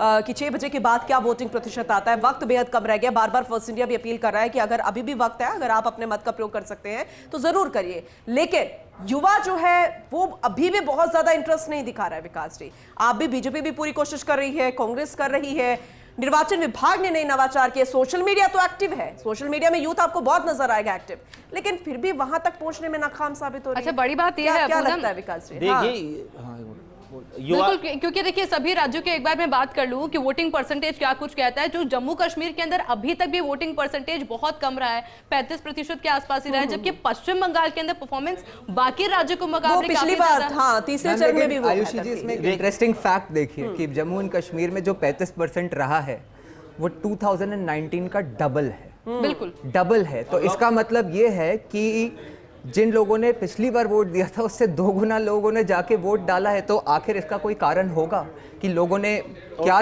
370 पश्चिम बंगाल और तीसरे चरण में कर्नाटक जैसे राज्यों में भी वोटिंग प्रतिशत हाई था और इनसे दूसरे राज्यों को सीखने की जरूरत है। पूनम, धीरे धीरे लोकतंत्र में जो आम जन की जम्मू कश्मीर जैसी जगह पे जो लोकतंत्र में जो एक विश्वास बढ़ता जा रहा है तो वो ठीक है, मैं आपको रोकना चाहूंगी क्योंकि 5 बजे तक का वोटिंग प्रतिशत आ चुका है, जानना बेहद जरूरी है। चौथे चरण में शाम 5 बजे तक 62.31% मतदान हो गया है। आंध्र प्रदेश का जिक्र करें तो सबसे ज्यादा 68.04%, बिहार में 54.14% और जम्मू कश्मीर में 5 बजे तक 35.75% हुआ है। झारखंड में 63.14%, 5 बजे तक मतदान हो चुका है। इसके अलावा मध्य प्रदेश की अगर बात की जाए तो मध्य प्रदेश में 68.01%, महाराष्ट्र में 52.49%, उड़ीसा में 62.96%, जबकि तेलंगाना में 61.16% मतदान हुआ है। अब बात कर ली जाए उत्तर प्रदेश की, उत्तर प्रदेश में 56.35%, जबकि पश्चिम बंगाल में 75.66% वोटिंग हो चुकी है। बिल्कुल, इस बार भी पश्चिम बंगाल में अगर देखा जाए बाकी राज्यों की तुलना में 5 बजे तक वोटिंग प्रतिशत ज्यादा हुआ है। मुख्य कारण हाँ टोटल फिगर था वो लगभग 65% के आसपास था, 65.2 था शायद। तो अभी जो है ये 62.31% जो है 5 बजे तक का फिगर आ चुका है। और अभी आप कह सकते हैं कि 6 बजे तक के तो अभी हमें फिगर्स पता चलेंगे 6 बजे बाद। और उसके बाद आपने पाया है कि 3-4 दिन तक जब इलेक्शन कमीशन और सारे जो पोलिंग एजेंट्स होते हैं वो डेटा को कोलेट करके डालते हैं, तो इसमें कोई शक नहीं है कि ये फिगर पिछले चुनावों से काफ़ी बढ़कर होने वाला है। तो यही कहा जा सकता है कि ये बात तो रिजेक्ट की जा सकती है कि इस इलेक्शन में जनता में इलेक्शंस में पार्टिसिपेट करने का उत्साह नहीं है। लेकिन जिन राज्यों में वोटिंग प्रतिशत है ज्यादा, जैसे तीसरे चरण में हमने कर्नाटक का जिक्र किया, इसके अलावा अभी पश्चिम बंगाल देख रहे हैं, तीसरे चरण में भी उसमें बेहतर था, अच्छा था, लेकिन क्या कारण है? या फिर क्योंकि लोकसभा चुनाव और विधानसभा चुनाव दोनों में जमीन आसमान का अंतर होता है, ये खुद जनता भी जानती है, क्योंकि ये देश का चुनाव होता है, लोकल मुद्दे इसमें हावी नहीं होते हैं। तो क्या बीजेपी भी मुख्य कारण ये है कि जातिगत वोट बैंक को साधने में जुटी रही? अच्छा, संदेश खाली भी एक बड़ा मुद्दा रहा था और प्रधानमंत्री मोदी पहुंचे भी थे। आप सोशल मीडिया पे भी हमने पोस्ट देखे थे। देखिए, मैं समझता हूँ कि ये ज़रूर है कि लोकल इश्यूज के बेसिस पे ही वोटिंग नहीं होती है, पर लोकलाइज्ड इश्यूज पे लोकल जगह पे अवश्य वोटिंग होती है। और जब ये स्पेशली जैसे अभी संदेश खाली की बात हुई, कर्नाटका एज अ रीजन की बात हुई, तो कर्नाटका में अभी रिसेंटली एक जो रामेश्वरम कैफ़े में जो ब्लास्ट हुआ, उसके बाद एक और जो वहाँ पे एक रिसेंट, देखिए मोदी जी ने भी उस प्लॉट के साथ उसको एक्सप्लॉइट किया ही है। एक जो प्रस्ताव दिया गया था कर्नाटका की कांग्रेस सरकार से कि सारे मुस्लिम्स को ओबीसी वर्ग में इंक्लूड किया जाए, तो ये सब चीज़ें जो हैं ये भले ही लोकलाइज्ड इश्यूज हों, लेकिन ये मैसेजिंग जो है ये पूरे देश में जाती है। और मैं भी वही कह रही हूँ, क्या ये जातीय वोट बैंक बन चुका है? अब लोकसभा चुनाव भी उसे साधने की कोशिश में जुटे हुए हैं? नहीं, मैं ऐसा नहीं समझता। ये जातीय वोट बैंक जरूर, मतलब बूथ लेवल वर्कफोर्स पे हर पार्टी उसको कैलकुलेट करके और अपने समीकरण बैठाती है, लेकिन जनता बहुत समझदार है, वो समझती है कि स्टेट इलेक्शन में क्या इश्यूज होती हैं। राष्ट्रवाद का मुद्दा हावी 100% है, 100% है। इसमें जो मुद्दे मैं कहना चाहूंगा कि ईआरसीपी का मुद्दा है, धारा 370 का मुद्दा है, राम मंदिर का मुद्दा है, सीए का मुद्दा है, 3 तलाक का मामला है, जो बड़े फैसले पिछले 10 साल में माननीय प्रधानमंत्री जी द्वारा लिए गए, तो वो फैसले हैं। उन फैसलों के बदौलत जनता इस बात को भली भांति जानती है और विश्वास करती है माननीय प्रधानमंत्री जी पे कि जो कहते हैं वो करते हैं। ये केंद्र सरकार, भारतीय जनता पार्टी सरकार वो सरकार है जो आम जनता के हितों की लगातार बात करते हैं और कई बड़े फैसले जो लिए हैं वो आपके सामने है। अरुण जी, अभी राहुल गांधी ने आज फिर घेरा है प्रधानमंत्री नरेंद्र मोदी को आरक्षण के मुद्दे पर, पूरी बीजेपी को, कि अगर ये सरकार बना लेगी तो ये आरक्षण खत्म कर देगी। ये बार बार आरोप प्रत्यारोप लगातार जारी है, लेकिन दूसरी तरफ आपको क्या लगता है कि कौन सी ऐसी चुनौती है जो आपके मुद्दों पर हावी हो सकती है?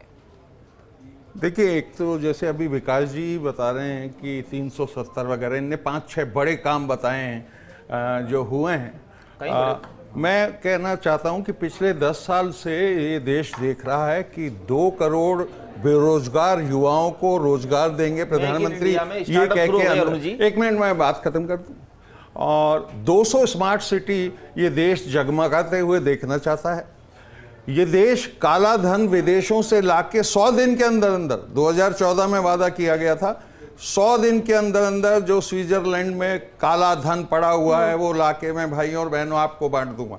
खैर वो तब भी मजाक लगा था हमें, बांटने का तो छोड़िए आप, पर वो धन का कोई अता पता नहीं है। लेकिन फिर महंगाई इनको दिखती नहीं। बीजेपी को वोट क्यों करती है जनता? पूनम जी देखिए, अलग अलग सिनेरियो हैं दोनों इलेक्शंस के। अपन एक नहीं कर सकते उसको। 2014 में एक बड़ी चमकती हुई होप की वजह से मोदी जी आए, वो अच्छी तरह से ये प्रोजेक्ट कर पाए। 10 साल हो गए। हाँ, प्रोजेक्ट कर पाए और उन्होंने बताया कि मेरे पास एक अल्टरनेटिव विजन है।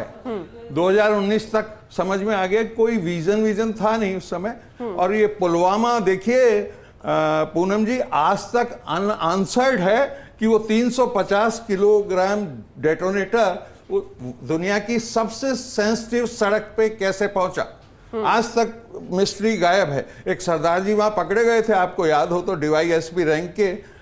उसके बाद ये पूरी जांच गायब है। मैं ये कहना चाह रहा हूँ 2019 का चुनाव दूसरे माहौल में पूनम जी, इसमें क्या है कि जो भी बातें हो रही हैं इसमें अगेन कुछ तथ्यात्मक समस्याएं हैं।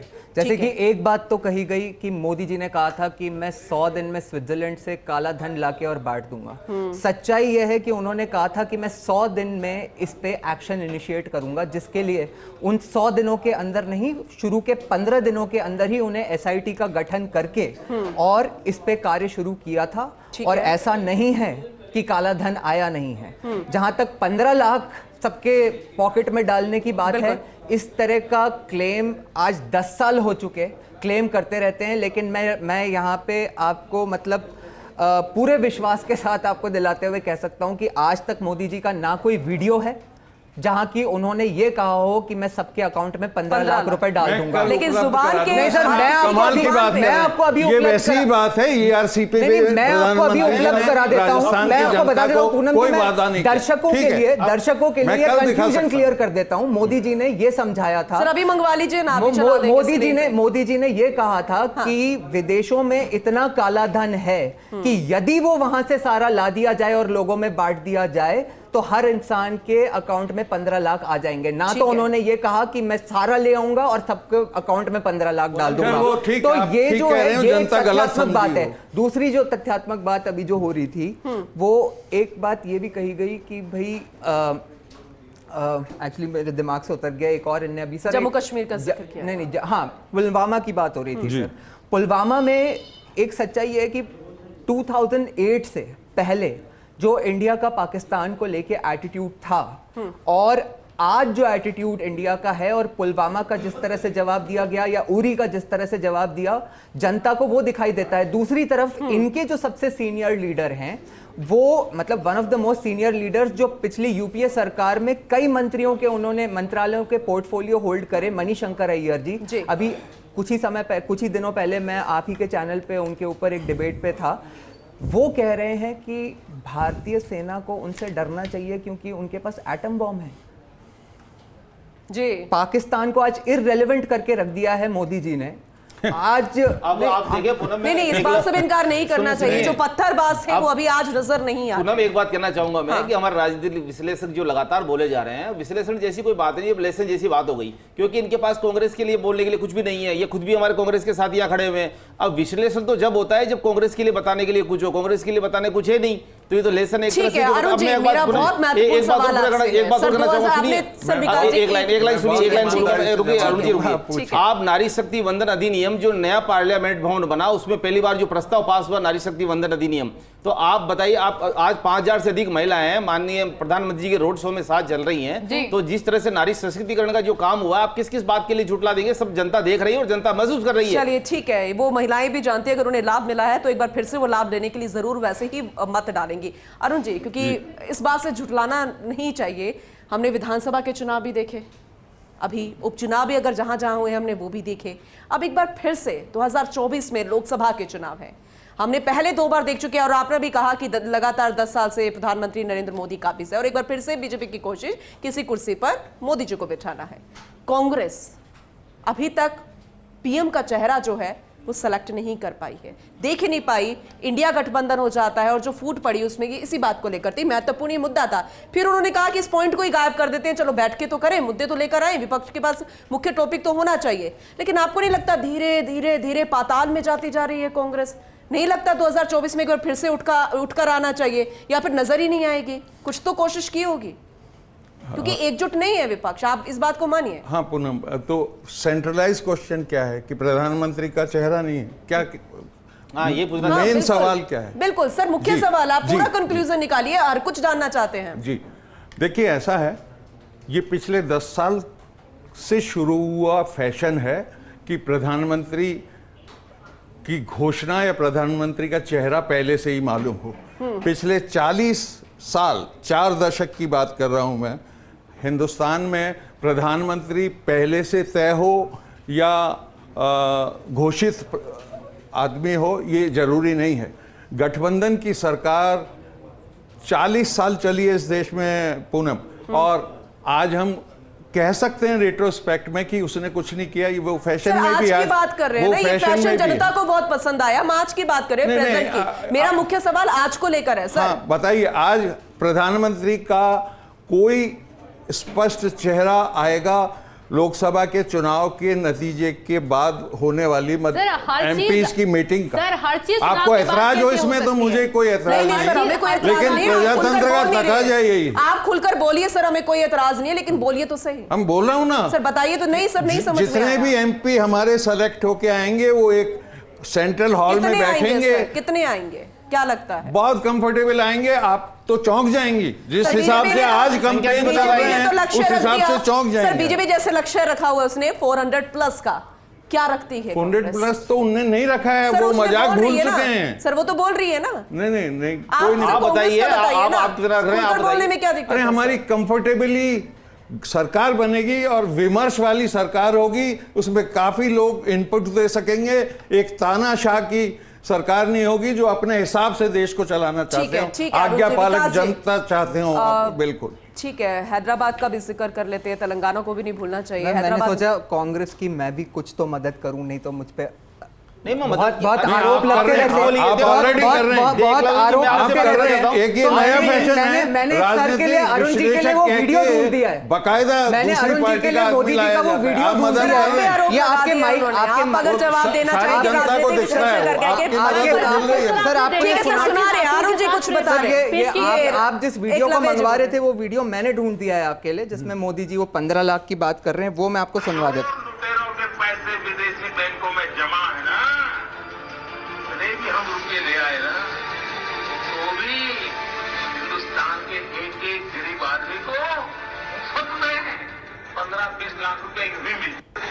तो ये कह रहे हैं कि विदेशों में इतना काला धन जमा है कि अगर हम ले आए, तो भी अगर हम ले आए, विश्लेषण वो करने तो खैर दीजिए। सर मैंने वीडियो सुनाई दिया है, तो उन्होंने जनता डिसाइड कर लेगी कि अगर का मतलब क्या होता है और हम ले आएंगे का मतलब क्या होता है। ठीक समझ गए, सब समझ रहे हैं अब जी। काफी लोग समझ अभी रहे हैं। आपने कुछ देर पहले क्या बोला कि हो सकता है कि जनता ने गलत समझा हो। आपने हाँ, तो काफी चीजें आपने तो क्योंकि ऐसा झुटलाया जाता है, ऐसे झुटलाया जाता है। 2019 में जनता ने रिजेक्ट कर दिया। अभी आपने देखा पिछले विधानसभा चुनाव में भी ये बात थी कि प्रधानमंत्री ने कहा ही नहीं और कि बिल्कुल अरुण जी, देखिए उससे पहले राजस्थान 3 तस्वीरें जरा दिखा देते हैं, साल 2014 की, साल 2019 की और साल 2024 की प्रधानमंत्री मोदी के रोड शो की ये तस्वीरें।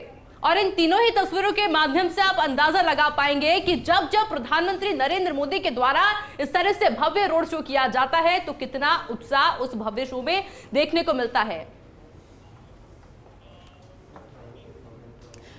तो काशी की तस्वीरें हम आपको लगातार दिखाते रहेंगे। प्रधानमंत्री नरेंद्र मोदी का रोड शो और जनता का उत्साह, हर एक अपडेट और फर्स्ट इंडिया न्यूज पर सुबह 5 बजे से चौथे चरण मतदान की महा कवरेज भी लगातार जारी है। खास मेहमान हमारे साथ लगातार बने हुए हैं, तो नमो नमो की तस्वीरें आपको दिखाते हैं क्योंकि ये गूंज आज आपको काशी में सुनाई देगी। फर्स्ट इंडिया न्यूज पर वो तस्वीरें हम आपको दिखा रहे हैं जहां प्रधानमंत्री नरेंद्र मोदी रोड शो कर रहे हैं। नामांकन से पहले एक बार फिर से, तीसरी बार यहां पर प्रत्याशी और फिर से मां गंगा ने उन्हें बुलाया है, ये कहते हुए यहां पर पहुंचे हैं। और वाकई में काशी में जो तस्वीरें नजर आ रही है वो भगवा रंग में नजर आ रही है। लोगों की भीड़ बहुत कुछ बयां कर रही है। काफी संख्या में लोग ऐसे थे जो बाहर से आए, यानी अन्य राज्यों से सिर्फ प्रधानमंत्री नरेंद्र मोदी को देखने के लिए यहां पर पहुंचे हैं।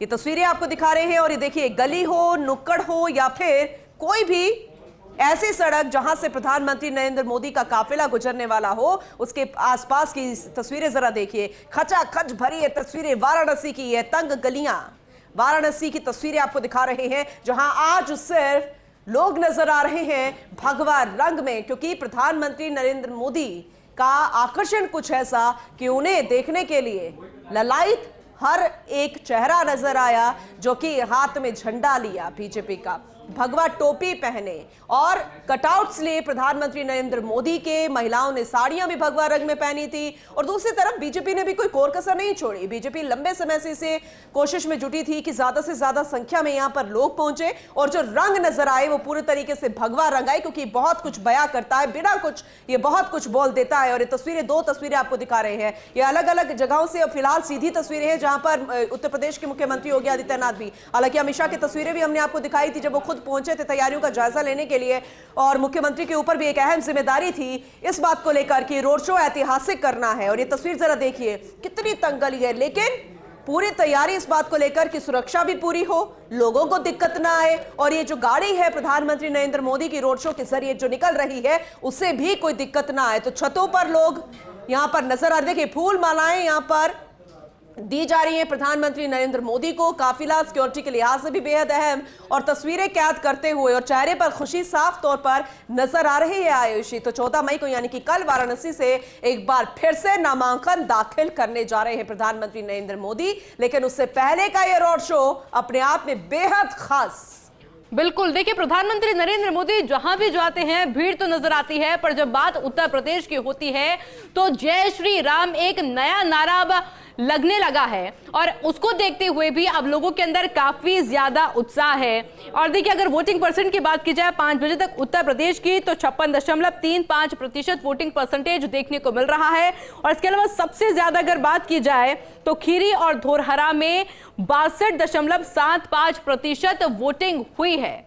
लोगों के अंदर उत्साह है, उल्लास है, क्योंकि देश के प्रधानमंत्री उनके सामने हैं और लोग कोशिश कर रहे हैं कि जैसे जैसे प्रधानमंत्री नरेंद्र मोदी का रथ आगे बढ़ रहा है, लोग भी उसी रथ के साथ में आगे बढ़ रहे हैं। और देख पाएंगे हम लोग कि प्रधानमंत्री नरेंद्र मोदी खुद भी भगवा रंग में नजर आ रहे हैं और इसी भगवा रंग के अंदर वो हाथ में कमल का फूल लिए सभी का अभिवादन करते हुए नजर आ रहे हैं, क्योंकि सड़कों पर तो लोगों की भीड़ है। इसके अलावा आपको दुकानों के बाहर लोगों की भीड़ नजर आ रही होगी, बालकनी के अंदर लोग खड़े हुए हैं। कोशिश की जा रही है कि जितना पास से हो सके उतना पास से हम प्रधानमंत्री नरेंद्र मोदी को देख सकें। और साथ के अंदर है उत्तर प्रदेश के मुखिया यानी कि मुख्यमंत्री योगी आदित्यनाथ, जो कि हमेशा से भगवा रंग में नजर आते हैं। और आज जब प्रधानमंत्री मोदी और योगी आदित्यनाथ साथ में हैं तो लोगों के अंदर उत्साह और भी ज्यादा बढ़ चुका है। हालांकि क्योंकि फॉर्स इंडिया लगातार सियासी समीकरण आपको उत्तर प्रदेश को समझा ही रहा है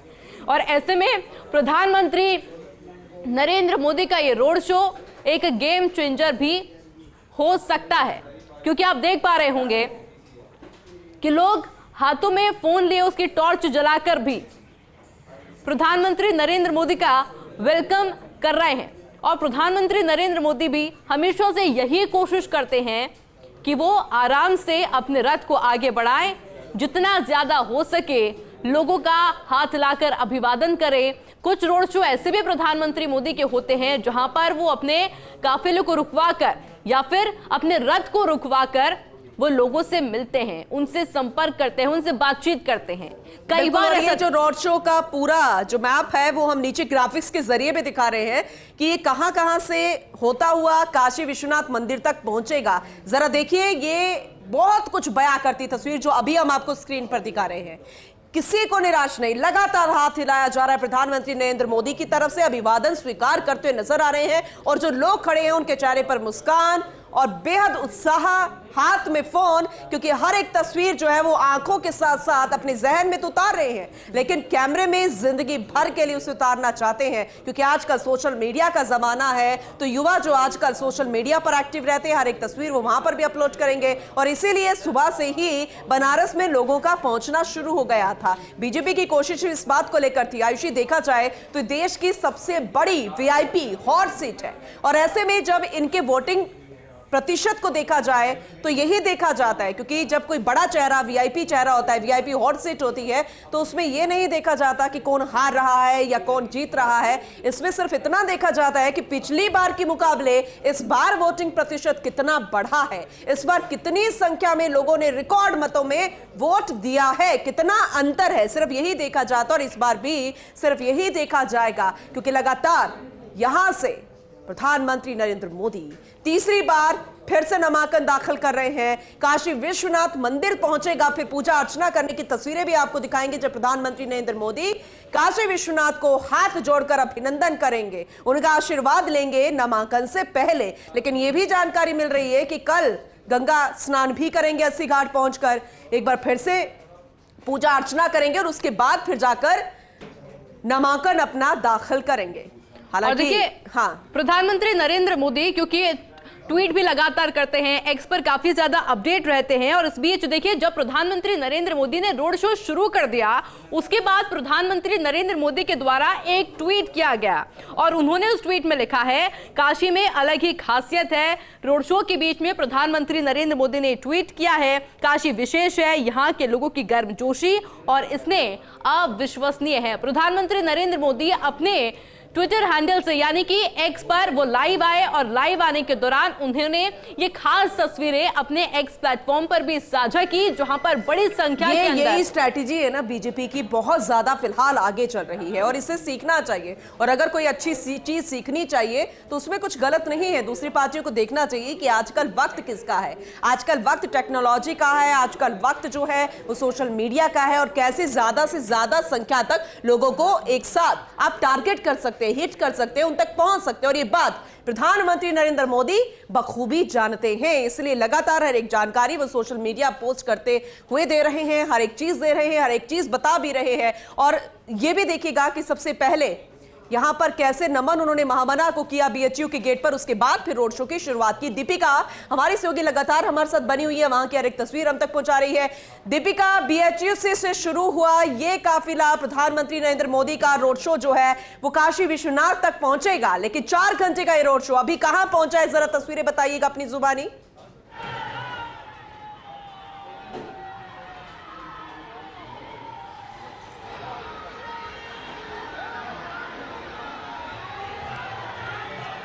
बिल्कुल पूनम, और देखिए ये जो रोड शो है बहुत धीमी गति से आगे बढ़ रहा है। उसकी वजह यह है, आपने देखा होगा कि किस तरीके से जन सैलाब उमड़ा हुआ है। प्रधानमंत्री नरेंद्र मोदी के साथ सीएम योगी आदित्यनाथ नजर आ रहे हैं और जगह जगह पर क्योंकि कई पॉइंट्स बनाए गए हैं जहां जहां से काफिला निकल रहा है वहां वहां पर पुष्प वर्षा की जा रही है।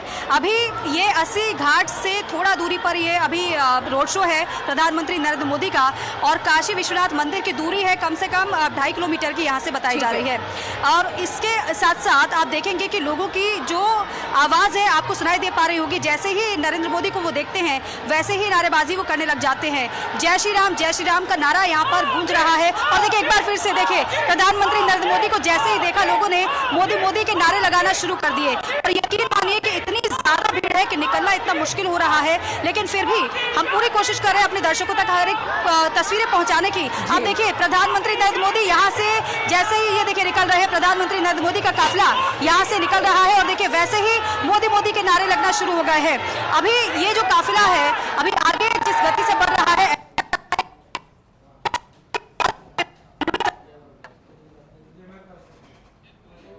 बिल्कुल तस्वीरें आपके जरिए दीपिका हम दिखा रहे हैं, जो जो आप कह रहे हैं वो तस्वीरों के जरिए हम देख भी पा रहे हैं। और जैसे कि आपने कहा कि 2.5 किलोमीटर दूर है काशी विश्वनाथ से ये प्रधानमंत्री नरेंद्र मोदी का काफिला, ये गाड़ी जो पहुंची है, लेकिन थोड़ा सा वक्त में फेरबदल हो सकता है क्योंकि जिस तरीके से भीड़ नजर आ रही है लोगों की, तो गाड़ी को निकलने में थोड़ा वक्त लगेगा। हालांकि व्यवस्था पूरी प्रशासन ने संभाली हुई है और 5000 मात्र शक्तियां जो है वो प्रधानमंत्री नरेंद्र मोदी की गाड़ी के आगे चल रही है, जिन सभी ने भगवा साड़ी पहनी और इसकी तैयारियां लंबे समय से चल रही थी क्योंकि उत्तर प्रदेश ये वो गढ़ है लोकसभा की 80 सीट। और उम्मीद इस बात को लेकर कि इस रोड शो के जरिए न सिर्फ काशी सीट, वो तो जाहिर है कि कितने अंतर से जीतेंगे सिर्फ ये देखना है, बाकी ज्यादा सीटों को कैसे बढ़ावा मिल सके, वो खासकर सीटें जिस पर मुश्किल है, चुनौती है, उस पर कैसे इस रोड शो के जरिए असर डालने की कोशिश की जाए और बाकी राज्यों में भी इसका असर जाना चाहिए, इस बात की कोशिश की जा रही है। क्योंकि जिसने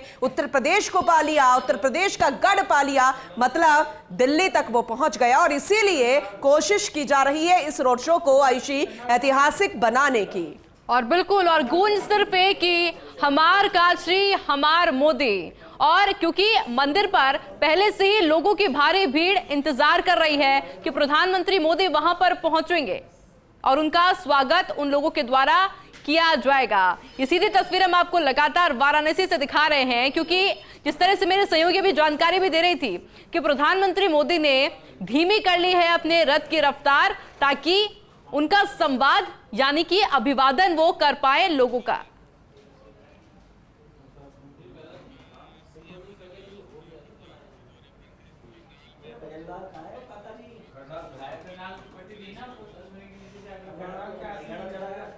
तो वाराणसी की तस्वीरें हम आपको लगातार दिखा रहे हैं, जहां मोदी फैक्टर लगातार हिट है। एक बार फिर से सुपर हिट बनाने की कोशिश बीजेपी की तरफ से, इसे हिस्टोरिकल बनाने की कोशिश बीजेपी की तरफ से, चाहे काशी विश्वनाथ का काया पलट हो, या फिर अयोध्या नगरी का काया पलट हो, या फिर उत्तर प्रदेश का हर वो कोना जिसे मुख्यमंत्री से लेकर, जैसे कि कहा जाता है, डबल इंजन की सरकार, और लगातार ये सिलसिला जारी रहे, इसलिए कोशिश यहां पर बीजेपी की। आपको सीधा लेकर चलते हैं काशी, क्योंकि काशी में नमो नमो। और देखिए, काशी की जब हम बात कर रहे हैं तो तस्वीरों में हम आपको दिखाएंगे कि किस तरह से प्रधानमंत्री नरेंद्र मोदी का ये रोड शो, एक बड़ा हुजूम आपको तस्वीरों में नजर आ रहा होगा।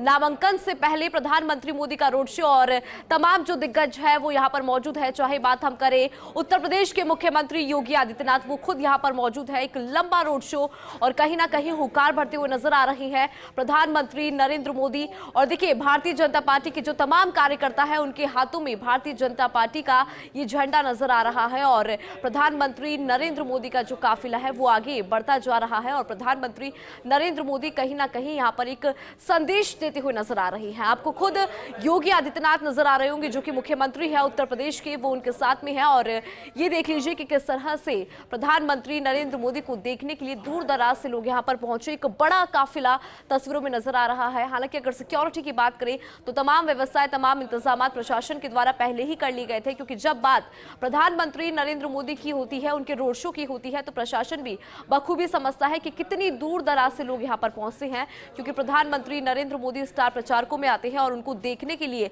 खुद जो आसपास के लोग हैं वो यहां पर पहुंचते हैं। और कहीं ना कहीं प्रधानमंत्री नरेंद्र मोदी का जो रोड शो है एक संदेश देता हुआ नजर आ रहा है। और घरों पर देख लीजिए कि किस तरह से लोग प्रधानमंत्री नरेंद्र मोदी को देखने के लिए बालकनी में नजर आ रहे हैं, क्योंकि प्रधानमंत्री नरेंद्र मोदी आज वाराणसी और नामांकन से पहले ये भव्य रोड शो।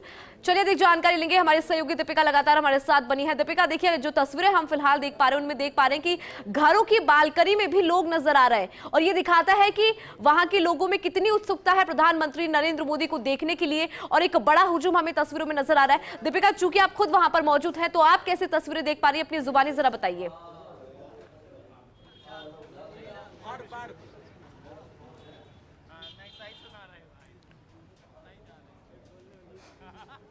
बिल्कुल, तस्वीरें तो मैं दिखाई रही हूँ, लेकिन ये काशी का टैलेंट जो निकलकर सामने आ रहा है इंदु, मैं वो जरा सुना देती हूँ। क्या आप सुना रहे थे? हम यही चाहते हैं, मतलब पूरी जनता चाहती है, पूरा हिंदुस्तान चाहता है कि मोदी सरकार हर बार हो और बीजेपी सरकार हर जगह हो। जय श्री राम का नारा लगे, और पूरे धर्म, पूरे सनातन धर्म में ये जो सूर्य के भगवा रंग जो धरती पर, पूरे धरती पर फैला रहे हैं, पूरे भगवा रंग में रंग रहे हैं, तो पूरी दुनिया को भी एक दिन रंगना होगा। और जय श्री राम हर मिट्टी के देश में, हर पूरी ब्रह्मांड तो क्या तीनों लोक में, पूरा पृथ्वी में जय श्री राम का नारा लगा है और लगा रहेगा।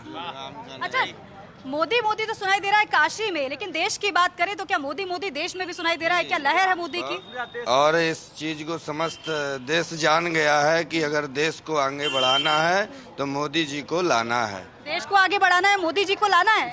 जी हमारे मोदी जी भगवान है, हम इसी के लिए पूरा जान पे लगा देंगे, मोदी जी को जिताना है। आज तो मतलब सभी भगवा रंग में रंगे नजर आ रहे हैं। ये हर दिन ऐसा होता है कि आज ही है? नहीं, हमेशा रहेगा। ये तो अनादिकाल से भगवा रंग चला आ रहा है, क्योंकि भगवा प्रतीक ही है शांति का, उपासना का, विकास का, सब का प्रतीक भगवा है, इसलिए भगवा रंग में सब रंगे हुए हैं। और देखिए, कहते हैं यूपी का चुनाव जो है पश्चिम से शुरू होता है, पूर्वांचल पर खत्म होता है। 1 जून को जो आखिरी चरण है वाराणसी में, उस चरण में मतदान होना है। आप क्या कहने वाले? सूर्य की किरणें जब उगती है, उसका रंग और भगवा रंग का रंग आप मिला लीजिएगा, एक ही है। और मैं चंदौली से हूँ। मैं योगी जी और मोदी जी तक ये संदेश पहुँचाना चाहता हूँ कि जिस तरह से बनारस का विकास किया है, पिछली सरकारों ने जो चंदौली को कबाड़ा बना के रख दिया है, जो कबाड़ा कर दिया है चंदौली को, तो चंदौली को काशी देहात का नाम दिया जाए और चंदौली को भी काशी जैसा बनाया जाए। पीएम को देखा? बगल का जिला है चंदौली, और आजू बाजू में जो होते हैं उनका भी विकास होना चाहिए। अच्छा, प्रधानमंत्री को देखा? हाँ, प्रधानमंत्री को कैसा लगा? अच्छा लगा, बहुत बढ़िया लगा। पहली बार इतने नजदीक से हम लोग ने देखा, बहुत बढ़िया लगा, बहुत दिल को सुकून मिला। जवान लग रहे पीएम जवान लग रहे। अरविंद केजरीवाल 50 साल के, वो 10 कदम चलने में हाफने लगते हैं। अच्छा, हमारे प्रभु जी तो विमान पर पैदल दौड़ जाते हैं। प्रभु जी कौन? हमारे माननीय प्रधानमंत्री मोदी जी। प्रभु जी आप? जी। हम जान भी दे सकते हैं, प्राण भी दे सकते हैं, उनके लिए सारी जहां दे सकते हैं। अच्छा, ये देखिए अलग ही क्रेज है, और ये एक से नहीं, मैंने कई लोगों से इनको बातचीत की। निंदा करते हैं जितना भी, तो बाबा कबीर दास जी कह दिए हैं कि निंदक नियरे राखिए आंगन कुटीर छवा। निंदक नियरे राखिए मांगन, ये हमारे निंदा कर रहे हैं ना, तो इनको अपने शक्ति से मकान बनवा दो, और उसमें ये भी है बनवा दो। और निंदक नियरे राखिए आंगन कुटीर छवाए, अब बिन साबुन तेल मैल छूटे कहे कबीर समझाए। अच्छा, विपक्ष कि मोदी जी जब बनारस आए तो उन्होंने कहा कि माँ गंगा ने बुलाया है। बनारस तो काशी विश्वनाथ के लिए जाना जाता था। ना किसी ने मुझे भेजा है, ना मैं आया हूँ, मुझे माँ गंगा ने बुलाया। ऐसा क्यों कहा? क्यों कहा? पहले काशी विश्वनाथ के चरण स्पर्श कर गंगा बहती थी, लेकिन जब मुगलों का आक्रमण हुआ, आतताइयों ने यहाँ के मंदिर को ध्वस्त किया, तो जो छोटे छोटे विग्रह काशी विश्वनाथ के दरबार में सजे थे, लोगों ने उसको बचाने के लिए ढांका, तो कालांतर में वो जो विग्रह थे घरों से ढक गए थे। और हमारा जो विग्रह था, जिसके नाते वाराणसी जाना जाता था, काशी विश्वनाथ, गंगा उससे थोड़ी दूर होती गई। और मोदी जी ने इस चीज को समझा था कि काशी विश्वनाथ का अभिषेक गंगा ही कर सकती हैं, क्योंकि उनके माथे पर हैं, तो गंगा दिखनी चाहिए। आज गंगा में खड़े हुए तो काशी विश्वनाथ का शिखर दिखता है। बहुत सारे लोग मौजूद हैं और हर कोई अपनी भावना को व्यक्त कर रहा है, सभी को समय मिलना चाहिए। बिल्कुल, बिल्कुल, इस चीज को मोदी जी ने समझा। आज समझ में आता है कि मोदी जी ने बनारस। ठीक है, आप क्या कहना चाहेंगे? मोदी जी हमारे मोदी जी हमेशा बना रहे हैं, हम लोग तो यही समझना है बस। अच्छा, विपक्ष जो इतने सारे मुद्दे गिना रहा है, क्या उनका फर्क पड़ रहा है कि न केवल काशी बल्कि पूरे देश में? विपक्ष के पास कोई मुद्दे ही नहीं है, वो तो खूब मुद्दे गिना रहे हैं, आप कह रहे हैं मुद्दे नहीं? उनके पास मुद्दे ने। मेरा नाम, मैं उमेश हूँ, विश्व हिंदू परिषद का नगर मंत्री हूँ, और ये जो सरकार है हिंदुओं की सरकार है, भगवा की सरकार है। पूरा विश्व जो है हिंदुस्तान के साथ है, और भारत माता की जय पूरा विश्व कर रहा है इस समय। तो ये किसकी देन है? मोदी जी की देन है, और विश्व हिंदू परिषद और सनातन धर्म की जय है। सनातन धर्म की रक्षा करने वाला कोई न कोई अवतारित पुरुष होता है। मोदी जी अवतारित पुरुष हैं और हिंदुत्व की रक्षा कर रहे हैं। तो देखिए ये बड़ा दिलचस्प है। एक से नहीं बल्कि कई लोगों से हमने सुना कि संस्कृति को बचाने वाला अवतारी जो पुरुष है वो नरेंद्र मोदी है, और कई लोगों से हमने सुना। और दिलचस्प ये भी था कि एक महिला जो थी वो मुंबई से आई थी, और जब हमने उनसे बात की तो उन्होंने कहा कि मैं अयोध्या के दर्शन करके आई हूँ, लेकिन यहाँ पर मेरी माँ ने बोला कि आपने अयोध्या के दर्शन कर लिए, लेकिन जाइए नरेंद्र मोदी का, प्रधानमंत्री का रोड शो है वाराणसी में, उनके दर्शन कर लीजिए, तब आपके दर्शन पूरे होंगे। और ये भावना है। मुक्ति जन्म मोहि जान, ज्ञान खान अगहान, जहाँ तहाँ बसे शंभु भवानी, सो काशी से ही कस न कस। यहाँ आने से ऐसे ही लोग तर जाते हैं, गंगा नहाओ मत नहाओ। इसीलिए प्रधानमंत्री का सम्मेलन हुआ था, विश्व सम्मेलन छात्रों का। एक छात्र भैया जी की तरह रहा, वो बोला कि प्रधान जी हम एक से सवाल करते, कहिए कि आप क्या खाते हैं कि 24 घंटा आप काम करते हैं, सुबह से लेके 24 घंटा, 18 घंटा, 20 घंटा। बड़े हंस के प्रभु ने कहा कि मैं 140 करोड़ अपने भारतीयों का पाप खाता हूँ, पाप, इसीलिए मैं टनाटन रहता हूँ। ये अलग-अलग काशी की भावना है। सामना होगा तो ये प्रश्न करिएगा प्रधानमंत्री जी से। ठीक है, आप क्या खाते हैं जो आपकी चेहरा इतनी पक्का प्रधानमंत्री जी से जब मेरी बात होगी, सामना होगा, पक्का ये सवाल मैं पूछ लूंगी पक्का ये सवाल। आप चलिए औरों से बात करते हैं। आज किस किसने प्रधानमंत्री को देखा? आपने देखा? हाँ, कहाँ से? छत पे खड़ी थी अपनी? हाँ। अच्छा। नहीं, छत पर नहीं खड़े, फिर हम बाहर में खड़े थे। अच्छा, ये पहली बार देखा है क्योंकि, या फिर इससे 2014, 2019 में भी पीएम को देखा था? आप बढ़िया काम कर रहे हैं। हाँ, मोदी जी बढ़िया अच्छा काम किया है, हर एक काम किए हैं बढ़िया। इनका घर बनवाया, इनका घर बनवाया। मैं मोदी का दीवाना, मुझे मोदी चाहिए, 2014 वाला मोदी चाहिए। मैं मोदी का दीवाना, मुझे एक गरीब का घर चाहिए। तो देखिए अलग अलग सब अपनी भावनाओं को व्यक्त कर रहे हैं। आप क्या कहेंगे? आप युवा हैं, रोजगार के मुद्दे को लगातार खास तस्वीरें हैं और तस्वीर इसलिए खास क्योंकि जो लोग हैं उनके अंदर प्रधानमंत्री नरेंद्र मोदी को लेकर अलग ही दीवानगी नजर आ रही है और हम देख पा रहे हैं कि किस तरह से जो है प्रधानमंत्री को लेकर दीवानगी। बहुत शुक्रिया दीपिका तमाम तस्वीरों के लिए और तमाम जानकारी के लिए। वैसे तो जब हम बात करते हैं काशी की तो कहा जाता है कि भोले की नगरी है, ये महादेव की नगरी है, लेकिन आज उस नगरी से प्रभु श्री राम की जयकारें सुनाई दे रही हैं। वो इसलिए क्योंकि खुद प्रधानमंत्री नरेंद्र मोदी यहां पर पहुंचे हैं, रोड शो वो कर रही हैं और ऐसे में जो बड़ा हुजूम है वो यहां पर प्रभु श्री राम को याद कर रहा है, क्योंकि जिस तरह से हमने देखा कि अयोध्या के अंदर प्रभु श्री राम आए हैं, उनका जब जिक्र होता है तो प्रधानमंत्री नरेंद्र मोदी को यहां पर लोग याद करते हुए नजर आते हैं। और आज खुद प्रधानमंत्री नरेंद्र मोदी काशी में पहुंचे हैं, भोले की नगरी में पहुंचे हैं, जहां पर भव्य रोड शो किया जा रहा है और भारतीय जनता पार्टी के समर्थन में कितने लोग यहां पर नजर आए होंगे। आपने देखा होगा कि किस तरह से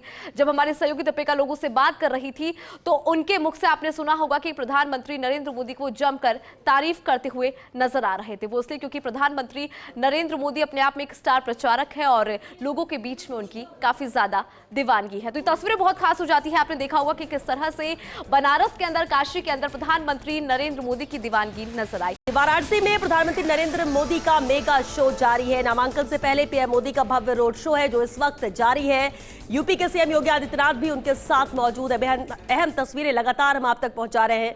रोड शो में मिनी भारत की झलक साफ नजर आ रही है। जिस तरह से तैयारियां की गई हैं, जिस तरह से अलग अलग राज्य के जो लोग हैं अपनी संस्कृति को दिखाते हुए नजर आ रहे हैं, अपने कल्चर को दिखा रहे हैं, ये अहम तस्वीरें आप देख सकते हैं। लेकिन एक भारत श्रेष्ठ भारत का संदेश जरूर इस दौरान दिया गया है। पीएम के रोड शो पर किस तरह से जगह जगह पुष्प वर्षा हुई और हाथ में ये कमल का फूल दर्शा रहा है और कहीं ना कहीं हर आम जन से अपील। और ऐसा नहीं है कि सिर्फ वाराणसी में रोड शो हो रहा है तो ये इस रोड शो का असर सिर्फ वाराणसी तक, बल्कि पूरे देश में आने वाले 3 चरणों में भी इसका असर देखने को मिलेगा। और एक मैसेज यही कि एक बार फिर देश में कमल खिले और किस तरह से भव्य तैयारियां रोड शो को लेकर की गई थी ये नजर आ रहा है। इस रोड शो में तैयारियों का सिलसिला लगातार जारी था, लेकिन उससे ज्यादा अहम हो जाता है ये जो उमड़ी है भीड़, बड़ी तादाद में आमजन जो न सिर्फ वाराणसी से बल्कि आसपास के राज्यों से, उत्तर प्रदेश के साथ साथ आसपास के राज्यों से भी लोग यहाँ पर पहुंचे। और जब उनसे बात की जा रही थी, कहना भी उनका यही कि हम मोदी जी को देखने आए हैं, एक बार फिर कमल खिलेगा, एक बार फिर वाराणसी से मोदी जी जीतेंगे, ये इन लोगों की भावनाएं हैं। लेकिन कल जब नामांकन दाखिल करेंगे उससे पहले ये रोड शो, ये मेगा शो जो शक्ति प्रदर्शन भी एक तरह से है, 2014 और 2019 के पहले जब नामांकन किया था और नामांकन के पहले जो रोड शो किया था वो तस्वीरें भी हमने देखी, लेकिन उसके बाद 10 साल की तस्वीर को दर्शाता ये रोड शो। 10 साल में जो विकास किए गए वाराणसी में, वाराणसी की तस्वीर बदलती हुई नजर आई और ये आमजन अपने आप इसका वर्णन करते हुए नजर आ रहा है और थक नहीं रहा है। और यही वजह है कि जब वाराणसी का विकास बोल रहा है और यहाँ के लोगों की भावनाएं बोल रही हैं तो ये जरूर प्रधानमंत्री नरेंद्र मोदी को गदगद कर रही हैं। देख सकते हैं आप जिस तरह से ये रोड शो आगे बढ़ रहा है, ये रथ आगे बढ़ रहा है जो खासतौर से तैयार किया गया इस रोड शो के लिए, उतना ही उत्साहित कर रहा है यहाँ पर लोगों को भी, क्योंकि उम्मीद उनको यही कि करीब से मोदी को देखने को मिल जाए, करीब से वो प्रधानमंत्री को देख सके। अभिवादन जो वो कर रहे हैं एक बार उसका जवाब उनकी तरफ देखकर प्रधानमंत्री नरेंद्र मोदी करे। और ये एक लगाव है जो प्रधानमंत्री नरेंद्र मोदी से वाराणसी की जनता का है और यहाँ की जनता से मोदी का। और इसलिए काशी नगरी आज अलग ही रंग में रंगी हुई नजर आ रही है। कल नामांकन भरेंगे प्रधानमंत्री नरेंद्र मोदी। तमाम अहम राज्यों के, भाजपा शासित राज्यों के मुख्यमंत्री इस दौरान मौजूद रहेंगे। लेकिन ये तस्वीर जब प्रधानमंत्री नरेंद्र मोदी एक तरफ बीजेपी प्रदेशाध्यक्ष हैं तो दूसरी तरफ उत्तर प्रदेश के मुख्यमंत्री योगी आदित्यनाथ भगवा ध्वज लहराते लगातार आगे बढ़ता हुआ ये रथ, और फिर एक बार जीत की आस प्रधानमंत्री नरेंद्र मोदी को बाबा विश्वनाथ के आशीर्वाद से। मेरी सहयोगी दीपिका सिंघल लगातार वाराणसी से अहम तस्वीरें हम तक पहुंचा रही, जानकारी हम तक पहुंचा रही है। एक बार फिर से उनका रुख करते हैं। दीपिका, जब ये तैयारियां की जा रही थी, जब लोग जुटते जा रहे थे, अपनी भावनाओं को व्यक्त कर रहे थे, उस वक्त से और अभी जब ये रोड शो लगातार जारी है, बड़ी तादाद में लोगों की मौजूदगी है, इस बीच में अलग अलग रंग आपने देखे, अलग अलग भावनाओं को भी सुना, लेकिन अब जबकि ये रोड शो जारी है, क्या नजर आया आपको? 2014-2019 से इतर कितना अलग है 2024 का प्रधानमंत्री नरेंद्र मोदी का ये रोड शो?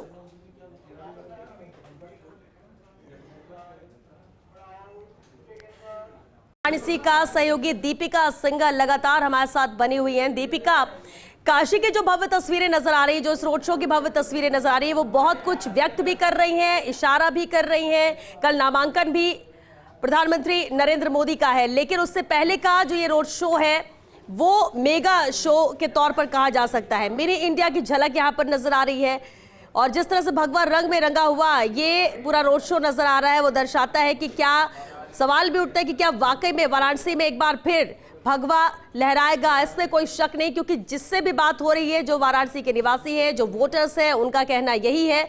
वो गिनाते हैं कि आखिर उपलब्धि क्या है, क्यों उन्हें मोदी पसंद है, क्यों 10 साल की जो तस्वीर बदली है उसके बाद काशी की तस्वीर बदल चुकी है। जो उससे पहले बातें की जाती थी, वो बदलाव इन 10 सालों में नजर आता है।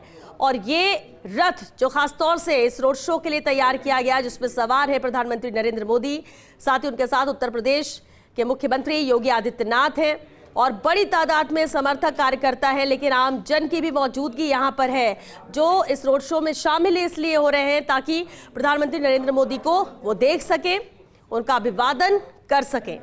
चलिए, सहयोगी दीपिका सिंघल हमारे साथ जुड़ चुकी है। दीपिका, जब तैयारियां हो रही थी उस वक्त भी हमने बात की, और इसके बाद जिस तरह से लोगों का हुजूम यहाँ पर उमड़ने लगा, बड़ी तादाद में लोग एकत्रित हुए, ना सिर्फ वाराणसी, ना सिर्फ उत्तर प्रदेश, बल्कि आसपास के कई राज्यों से लोग यहाँ पर पहुंचे। अब जबकि रोड शो जारी है, क्या बदलाव आप देख पा रही हैं 2014-2019 के रोड शो के इतर 2024 के इस भव्य रोड शो में?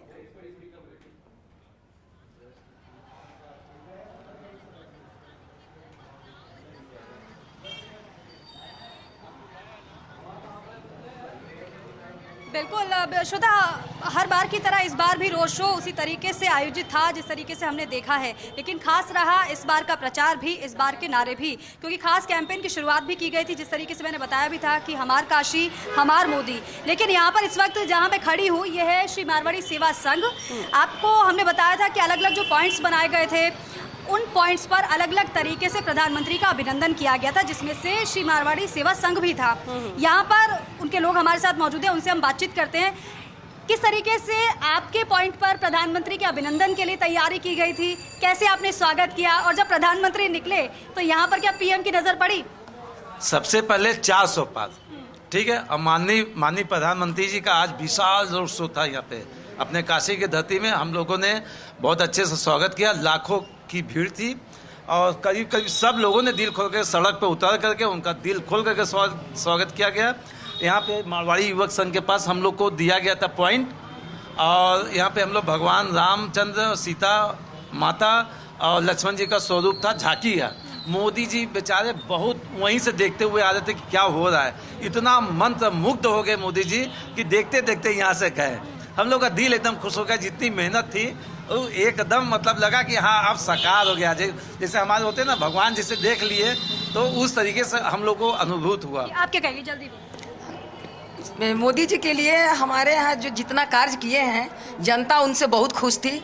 कोई जातिवाद पे उन्होंने काम नहीं किया है, कोई प्रतिवाद पे नहीं किया है, वो सबके लिए काम किए हैं। अब सारे लोग रोड पे उतर गए थे उनके स्वागत में, मोदी जी के स्वागत में सारी जनता, महिला, पुरुष, सारे लोग रोड पे उतरे हुए थे। आपने तो कैमरे में तस्वीरों को कैद भी किया, पीएम मोदी जब आपकी तरफ देख रहे थे। हम पीएम मोदी मेरे तरफ देख बहुत मन पसंद हुआ, बहुत अच्छा लगा। अब की बार 400 पार। तो देखिए श्वेता, अब की बार 400 पार का नारा भारतीय जनता पार्टी की तरफ से दिया गया है, और ऐसा लग रहा है कि ग्राउंड पर जब हम लोगों से बात करते हैं तो लोगों के मन में वो बात बैठ गई है।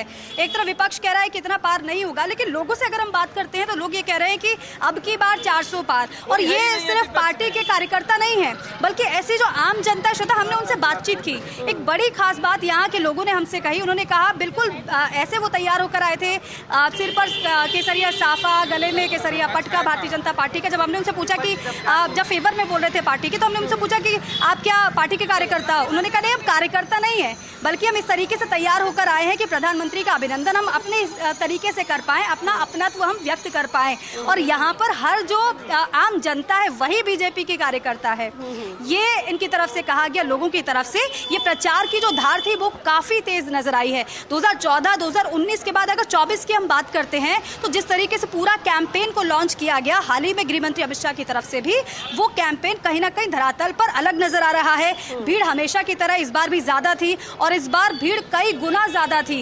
इतनी ज्यादा हो गई कि ऐन मौके पर हमने देखा कि एकदम से भीड़ प्रधानमंत्री को देखने के लिए दौड़ पड़ी। पुलिस को बहुत मुश्किल से उनको काबू करना पड़ा, लेकिन पीएम भी मुस्कुराए, सभी की तरफ हाथ हिलाया, सभी का अभिवादन स्वीकार किया प्रधानमंत्री नरेंद्र मोदी ने। अब अगर आपको अपडेट दे दूं, गोदौलिया को पार कर चुके हैं प्रधानमंत्री नरेंद्र मोदी। अब चंद मिनट की दूरी रह गई है जब काशी विश्वनाथ मंदिर में प्रधानमंत्री नरेंद्र मोदी पूजा अर्चना करते हुए हम देखेंगे। और कल का जो कार्यक्रम है प्रधानमंत्री नरेंद्र मोदी का, वो नामांकन का कार्यक्रम है, 11:30 बजे का समय बताया जा रहा है। लेकिन नामांकन से पहले वो काल भैरव के दर्शन करेंगे, उसके बाद स्नान अस्सी घाट पर प्रधानमंत्री नरेंद्र मोदी करेंगे और उसके बाद तब जाकर वो नामांकन अपना दाखिल करेंगे। लेकिन आज जिस तरीके से प्रधानमंत्री रोड शो में सभी का हाथ हिलाकर अभिवादन स्वीकार करते नजर आए, ऐसा लग रहा था कि जनता उन्हें आश्वस्त कर रही थी।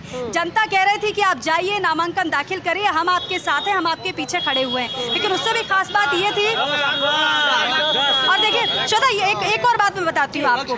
2014 की हम बात करते हैं तो प्रधानमंत्री नरेंद्र मोदी 5 लाख ज्यादा वोटों से जीते थे, 54 या 56 करीब उनका वोट प्रतिशत था। लेकिन 2019 की बात करें तो 63% वोट प्रतिशत था और 6 लाख से ज्यादा वोटों से प्रधानमंत्री जीते। लेकिन इस बार जो लोग कह रहे हैं वो कह रहे हैं कि 10 लाख पार होगा। आप सोचिए कि इतना ज्यादा कॉन्फिडेंस हाई लोगों का नजर आ रहा है। और यही वजह है कि बीजेपी ये कह रहे हैं कि हम मजबूत है ग्राउंड जीरो पर। और ये सिर्फ काशी की बात नहीं है, और लोगों से हमने जो बात की, बिहार से कुछ लोग आए थे, उत्तर प्रदेश के अन्य जिलों से भी आए थे, चंदौली से लोग आए थे। हालांकि काशी से ज्यादा दूर चंदौली नहीं है, वहां से जुड़ा हुआ है, लगभग थोड़ी दूरी पर ही है, लेकिन वहां के लोग भी आए थे दूर दूर से। कोई लंदन से आया था, कोई उत्तर प्रदेश के कोई दूसरे जगह से आया था, बहुत दूर राजस्थान से। आप देखिए राजस्थान के लोग, उदयपुर की पावन धरा महाराणा मेवाड़ की धरती से हम आए हैं यहाँ काशी में नरेंद्र मोदी जी के एक रोड शो को देखने के लिए, जो हमारे दिल में बसे हुए हैं। एक तो काशी महादेव है, राजस्थान से भी लोग पहुंचे।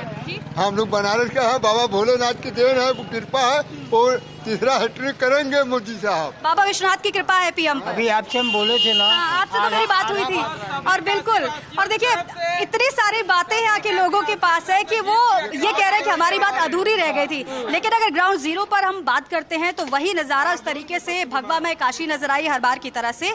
और ये अपनत्व काशी ने जिस तरीके से पीएम के प्रति दिखाया है, वो गजब का था उत्साह। सुबह 8 बजे से आप सोचिए, इतनी ज्यादा गर्मी थी, पसीने छूट रहे थे लोगों के, लेकिन क्या बच्चे, क्या बड़े, क्या महिलाएं, मजाल है कि वहां से हट जाएं। और यहाँ तक कि जो श्रमिक थे वो भी ये कह रहे थे मोदी जी आने वाले हैं तो ढंग से हम सफाई कर देते हैं, क्योंकि मोदी जी यहाँ पर पहुंचेंगे तो हम भी चाहते हैं कि अपने तरीके से उनका हम स्वागत करें। आपको वो भी बात याद होगी कि श्रमिकों को सम्मानित प्रधानमंत्री मोदी कई बार कर चुके हैं। अपना और आपके घर आता है और वो बहुत खास हो आपके लिए, तो तैयारी भी उसी लिहाज से दिल से की जाती है। और कह सकते कि वाराणसी की जो जनता है वो भी उसी तरह से पलक पावड़े बिछाकर इंतजार कर रही थी, वैसे ही तैयारियां कर रही थी कि प्रधानमंत्री नरेंद्र मोदी आ रहे हैं, उनके स्वागत में कोई कमी ना रहे। और एक बात और, जो यहाँ के लोगों से जब आप बातचीत कर रही थी तो उन्होंने कहा था कि वाराणसी इसलिए अलग है क्योंकि लोकसभा चुनाव तो पूरे देश में हो रहे हैं, वोटर्स हर जगह हैं, हर कोई अपना सांसद चुनेगा, लेकिन हम ही लोग हैं और हम इतने खास हैं कि हम सांसद नहीं, हम तो प्रधानमंत्री चुन रहे हैं। और ये बात जो लोगों ने कही और वो खुशी जो उनके चेहरे पे नजर आ रही थी, वो ये दर्शा रही थी किस तरह से आश्वस्त इन कामों को लेकर हैं और कैंडिडेट के तौर पर, प्रधानमंत्री के तौर पर वो पसंद कर रहे हैं नरेंद्र मोदी को। और जैसा कि आपने जिक्र भी किया कि कल नामांकन है, उससे पहले की भी कई कार्यक्रम प्रधानमंत्री नरेंद्र मोदी के रहेंगे। अब जब बाबा विश्वनाथ की ये नगरी है जिसे धार्मिक राजधानी भी कहा जाता है, तो ऐसे में गंगा स्नान भी करेंगे, विशेष पूजन भी करेंगे प्रधानमंत्री नरेंद्र मोदी। लेकिन दीपिका, 11:30 बजे का आपने बताया कि वक्त है जब नामांकन दाखिल करेंगे, लेकिन उससे पहले का भी क्या कोई तय कार्यक्रम प्रधानमंत्री नरेंद्र मोदी का आया है? क्योंकि खास ये भी है कि 22 घंटे हैं जब वो बनारस में ही बिताएंगे, काशी में ही रहेंगे।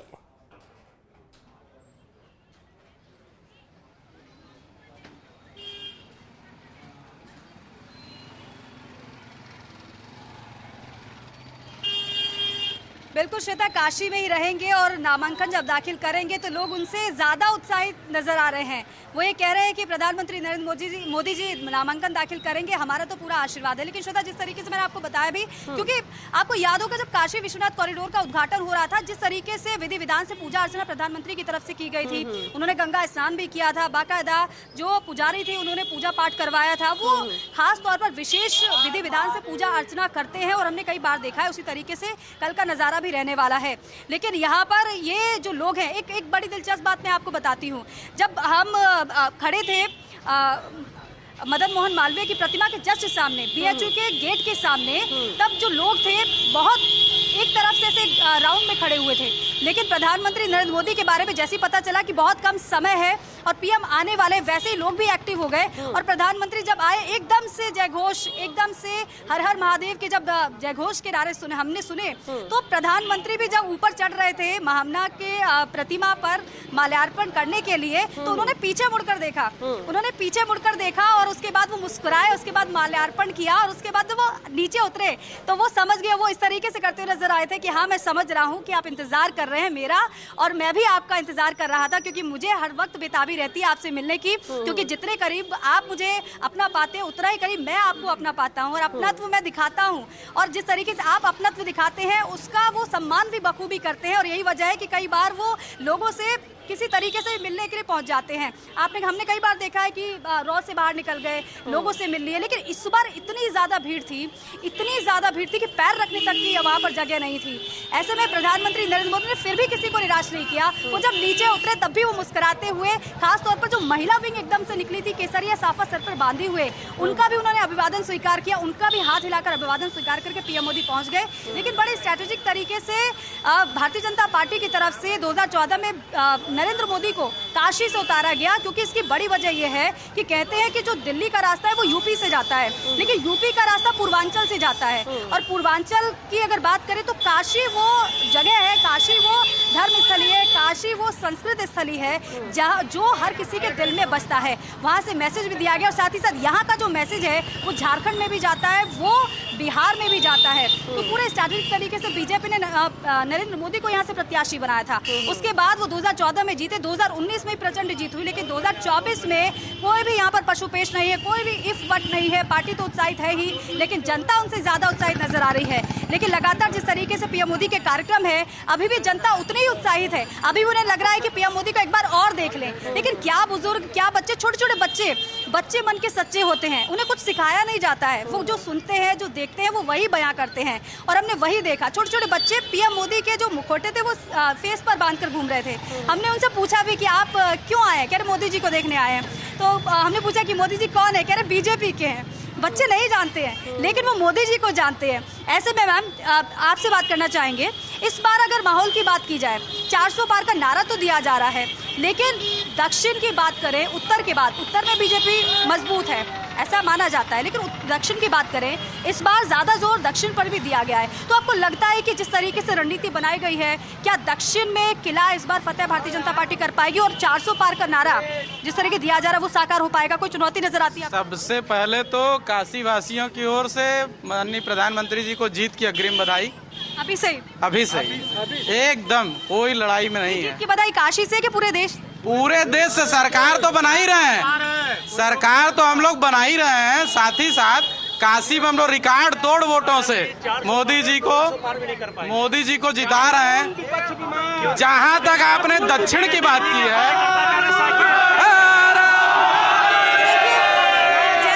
जयघोष यहाँ पर आप सुन पा रहे होंगे।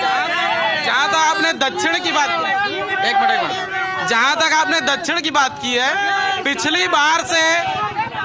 पिछली बार के मुकाबले इस बार हम लोगों की सीटें दक्षिण में भी बढ़ रही हैं, ये पूरे आश्वस्त हैं हम लोग। और 400 पार का नारा प्रधानमंत्री जी ने दिया है, हम लोग को उसी हिसाब से ग्राउंड पे वर्क करने, हम लोग को ग्राउंड पे वर्क करने को भी उसी लिए दिया है, महिलाओं के लिए, गरीबों के लिए और नहीं, आप भी विकास की बात कर रहे हैं, लेकिन विपक्ष ये कह रहा है कि वोटिंग प्रतिशत ज्यादा बढ़ नहीं रहा है। इसकी वजह यह है कि बीजेपी के जो वोटर्स है वो नहीं बाहर निकल रहे, हमारे तो निकल रहे हैं। इस पर क्या कहेंगे आप? ऐसी कोई बात नहीं है, वोटिंग परसेंटेज नहीं बढ़ रही है, सरकार हम लोग बना रहे हैं। ये तो 4 जून को विपक्ष को पता चल जाएगा।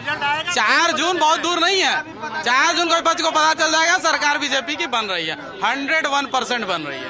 देखिए श्वेता, आप सुन रही है, मुद्दे का कोई असर यहाँ पर तो नजर नहीं आ रहा, बल्कि 400 पार का नारा यहाँ पर एक बार फिर से पुरजोर तरीके से उठाया जा रहा है, वो आप भी सुन रहे होंगे। और विरोधियों की जमानत जब्त होगी, ये इनकी तरफ से कहा जा रहा है।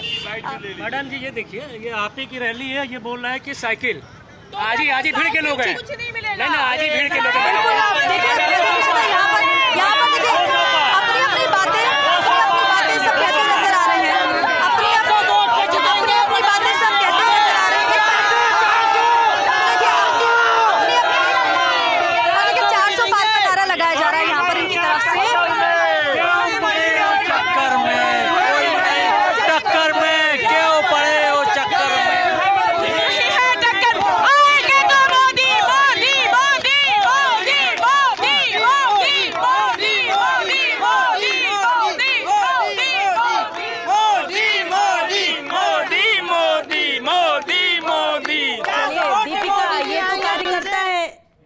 मोदी मोदी के नारे लगा रहे हैं, और ये जब बात बीजेपी की होती है तब भी ये कहते हैं कि जीत तो हम रहे हैं, लेकिन अगर बात प्रधानमंत्री नरेंद्र मोदी की होगी तो समझा जा सकता है कि उत्साह कितना है।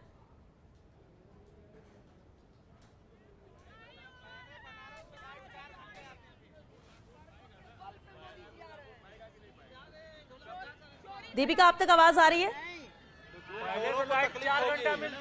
बिल्कुल श्वेता, यहाँ उत्साह तो चरम पर अभी भी है, और प्रधानमंत्री का काफिला यहाँ से कब का निकल चुका है, लेकिन अभी भी ये जो व्यापार दिया है, जी जी ठेला लगाने वाला भी 2000 रोज कमा के जाता है, सबको व्यापार दिया है मोदी जी ने। बड़े लोगों का व्यापार खत्म हो गया है, व्यापार खत्म हो गया है। दीपिका, वहां पर क्या किस बात को लेकर बहस हो रही है, ऐसा नजर आता है? क्योंकि एक तरफ तो रोड शो जारी है, भव्यता नजर आ रही है, पुष्प वर्षा की जा रही है, और जब जहां से ये रोड शो गुजर चुका है वहां पर लोग उत्साहित हैं और अपनी भावनाएं व्यक्त कर रहे हैं कि जब वहां से रोड शो निकला, मोदी जी ने देखा, हाथ हिलाया, तमाम बातें हैं। लेकिन जहां इस वक्त आप मौजूद हैं वहां से तो रोड शो गुजर चुका है, लेकिन लोग किस बात को लेकर बहस कर रहे हैं?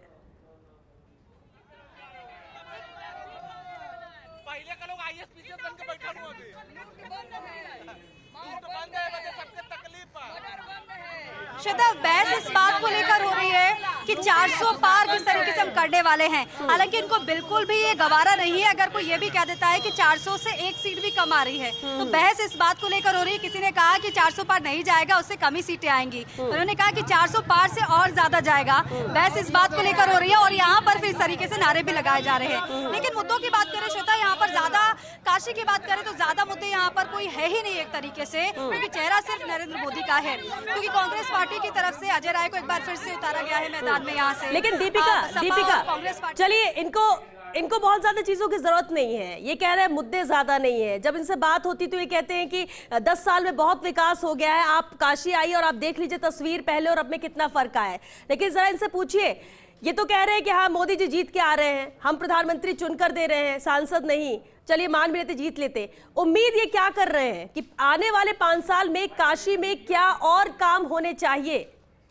काशी की जनता जो चाह रही है वो जरूर जानना चाह रहे हैं।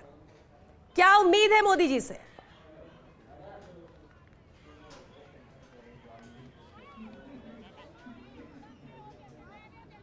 अच्छा, एक सवाल ये भी है, आप ये कह रहे हैं कि विकास बहुत हुआ है, काम बहुत हुआ है, लेकिन ये बताइए कि अब ऐसा क्या रह गया है कि जो पूरा होना चाहिए? ऐसा भी कोई काम है क्या, अगर मुद्दे यहाँ पर नहीं है तो? ऐसा कुछ भी नहीं है। महंगाई की बात करते हैं लोग, 4 लाख का मकान 40 लाख पे पहुंच गया है, तब महंगाई नहीं नजर आती है। आज वैल्यू बढ़ी है ना हर चीज की। अगर आपका 4 लाख का मकान है, 40 लाख वैल्यू बढ़ गई, तब अच्छा लगता है।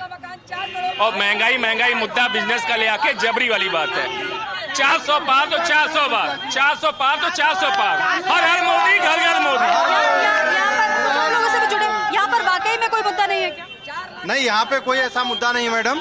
और मोदी जी विकास कर रहे हैं और आगे भी होगा। जैसा भाई ने कहा कि मोदी जी को 400 पार की काशी वासियों की तरफ से और पूरी विकास हुआ है, आगे भी होगा। आगे क्या विकास ये कराना चाहते हैं, वही तो खुलकर बोले।